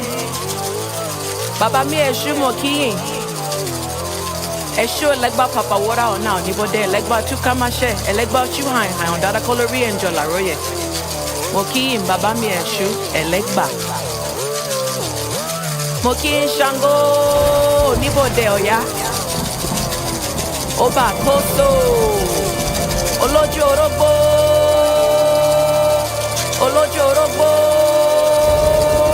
olójú iná, ọba àkóso olùfẹ́ra, ọba Hẹ́bíọ́sọ, àràrá, ọba Ṣàngó. Baba Tahir, last name RBG. For the next 20 years, they gon' follow me. Way too humble at times, biters be banking on it. Now I'm thinking on it when I cut on the beat. And the verse starts spilling like a rooster at bar. I used to set off the cipher, now the hype is the street. Praying I would give it up. Yeah, I'm hip to your wishes. Hatred's a sickness and I can detect it without speech, hater. More flavors and some now laters. Small country town invader, profound, powerful innovator. Stay on the road like a Winnebago race in that Talladega. I made your alley traders like a skater would. How I'm doing, I'ma say I'm good. Even if I wasn't, I'd never admit it. I'm seasoned and gifted and black. Every rap got apps getting you lifted. Classic flowetry, picturesque with it, so vivid, homie, you know it's me. Who else sound like liquid gold and killing shows, repping for the indigos? Priests, priestesses, and practitioners. Marathon finishers, jealous heart diminishes. You think I'm braggadocious with it cause you bogus. Get it only when it's given to you cause it ain't living through you. The only jewels that I'ma drop this verse. You won't stop treating me like I'm worthless. Before my daughters start reaching out in their purses. Daddy Hood start conjuring up them curses. Made a pact airtight, the night nurses fight hard on my regard in all circuits. Bruh, you don't know that life. Reading, switching up your goals, you don't know that strife. Said the devil bought my soul, you don't know that price. And the antidote you know for how I flow that nice. Facts, blow away tracks like throwaway cats. Look how they react off these rhymes I spat. Took them down bad, now they try to sign with Jack. Like that's a cure for why they sound so whack. Y'all delusional, the most beautiful. Grandmama say I'm the most dutiful. Water change, candle lit, problems they gon' handle it. Critically analyzing, dismantle it. Put it to the beat in the streets, gon' start jamming it. Dancing with the E, I mean, yep, we gon' sandwich it. Flirting with the guy that's so hard, it got scandalous. Let them get a touch of my style, they start cramping it. Soon as jokers thinking it's over, I start ramping it. But it must be on that dust, panic packing it. I'm stepping through clean, a white lie, immaculate. RBG culture report, approved stamping it. My motorcade lead the parade, they wanna dampen it. Buzzword rappers and actors, we gon' challenge it, damage it. Make new fabric without the savages. Mind power music to tech, he gon' manage it. Resurrecting Vanguard tech, we gon' package it. Antiquated ways of these days, we gon' banish it. Proper protocols and laws, we gon' establish it. Huh? I say proper protocols and laws, we gon' establish it. Yeah. Tahir RBG, Repat Nation is a situation. RBG for life. It's a lifestyle, baby. Yeah.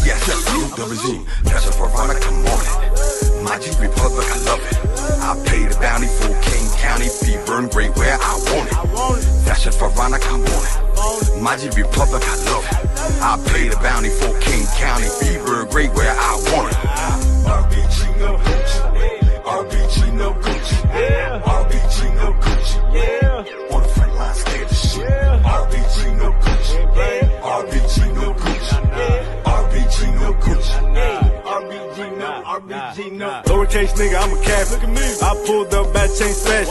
No social media, I get to snap it, hit check. Put my fist up and boys get the spasm. Rip lip, marathon, never lasting. Like my style, cause I make it look goofy.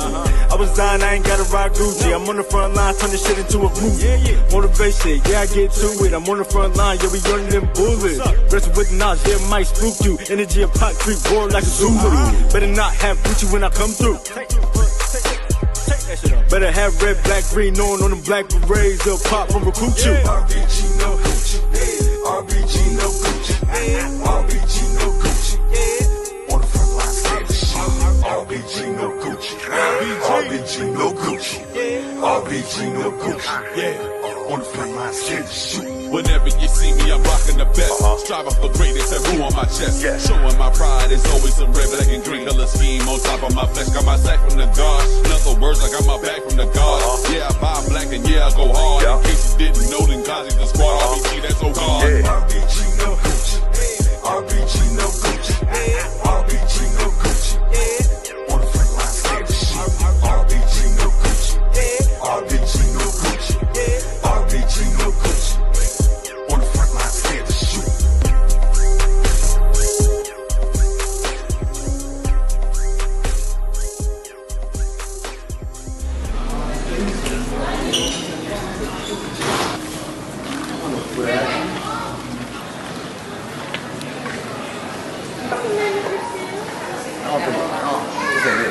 We gotta find some black tactics. Yeah.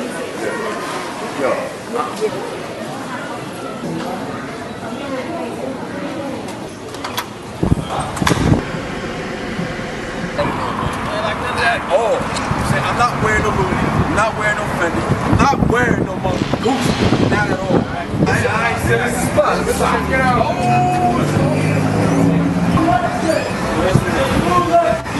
Blue Lexus.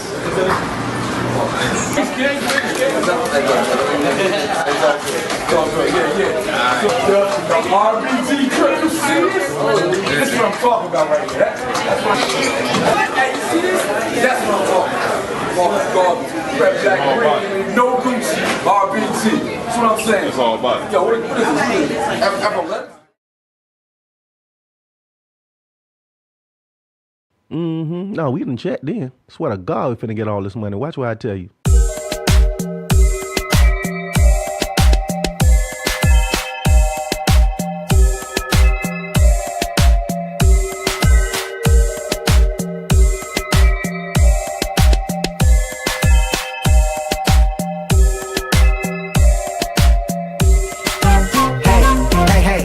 My eleke. You may think they pretty, but to me it's not for play. Power in my jewelry, clear the scene like an AK. Full body protection, looking clean every day they so. Hey, don't touch my eleke. You may think they pretty, but to me it's not for play. Power in my jewelry, clear the scene like an AK. Full body protection, looking clean. And I say I shit. I gotta say I shit. I shit. And I say I shit. Elegba, Oshun, and Obatala. And I say I shit. Mokio, I shit, and I say I shit, and Oya, and Shango, and Yemoja. I got it, currency in my pocket, nature around my neck, front and center I rock it. Never tuck them, so folk wanna touch them, they need to stop it. Trying to find them on lines like mine, you never cop it. My eleke is living, reason why I be winning. Jealous of my position, but I'm just at the beginning. Demonizing the forces, no intercourses I'm giving. Christians feel like I'm sinning the way the heavens be bending for me. I'm in the flow, I get the dough, I'm giving more, it's reciprocal. Every dose could be poison or be medicinal. Truth is blatant to those who know what to listen for. Yeah, a treasure chest in every mic check. Steady in an altitude and we ain't on the flight check. Calling me the champion, I ain't even won the fight yet. Moochers sticking to us for that juju that they might get. Hey, don't touch my eleke. You may think they pretty, but to me it's not for play. Power in my jewelry, clear the scene like an AK. Full body protection, looking clean every day they so. Hey, don't touch my eleke. You may think they pretty, but to me it's not for play. Power in my jewelry, clear the scene like an AK. Full body protection, looking clean. And I say I shit. Somebody say I shit. I shit. And I say I shit. Hey, Gongo, Babaluaye, and Ita. And I say I shit. Mokio, I shit. And I say I shit. Ochosi, Ogun, and Orumia. Got them holy beads around my neck. Them sacred guides on deck. Yep, it gets protection all around. Kosi Wahala, big blessings abound. I'm open to receive all the things this universe is laid at my feet, and I'm walking yellow brick road and laid with gold. Oh yeah, I get it from my mama, she reigning on her throne. La de Koju, Oriye Oshun, Hell Sea Water Goddess, keep that blade and some honey. Lord, she just keep going, hard to stop when she gets started.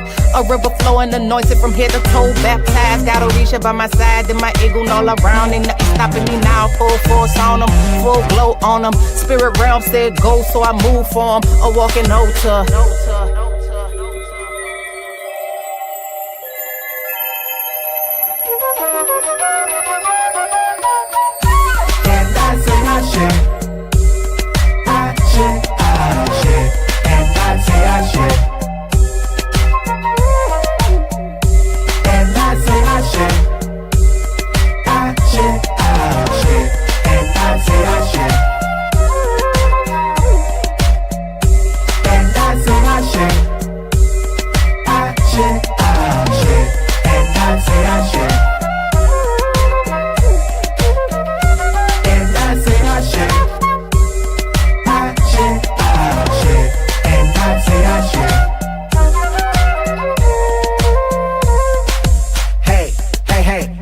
my Ileke. You may think they pretty, but to me it's not for play. Power in my jewelry, clear the scene like an AK. Full body protection, looking clean every day. They so hey, don't touch my Ileke. You may think they pretty, but to me it's not for play. Power in my jewelry, clear the scene like an AK. Full body protection, looking clean.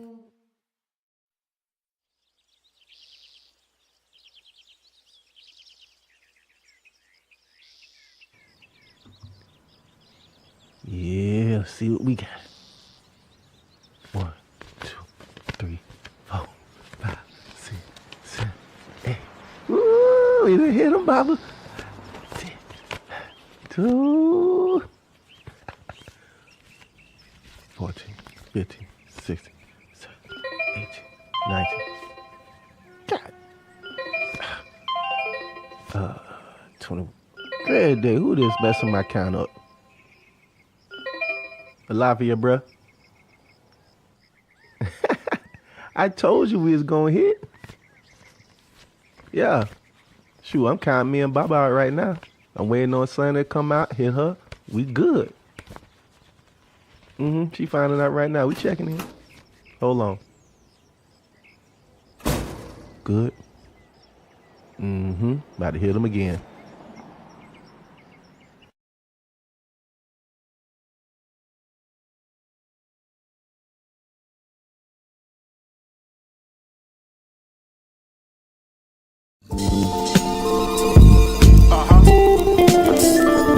It's over, yeah. Obafemi, man. You know it. It's so. Shout out to United Front. Yeah. Hey.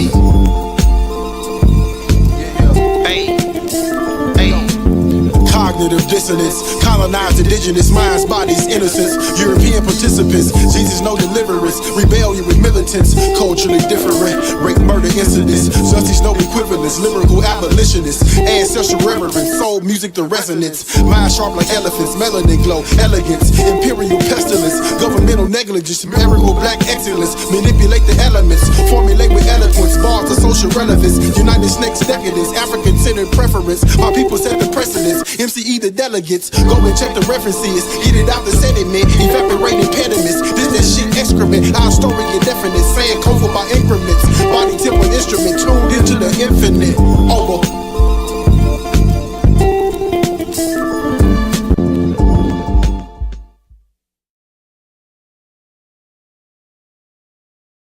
You cannot go without this book, and let me explain why.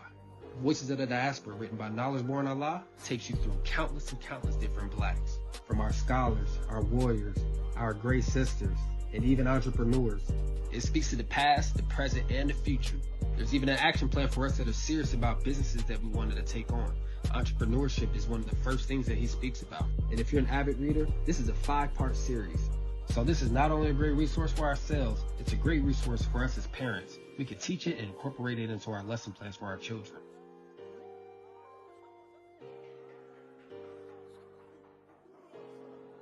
Knowledge born. What's the science, baby? Yeah. Now we gonna tell them. Back in front. We tell them like this, yo. I'm an African. I'm a African. I'm an African. I'm a African. Yeah, y'all like that? No more. This man's mind is open. I'm an African. I'm a African. I'm an African. I'm a. Let's get And back that to motive the is best developed by recognizing the common enemy.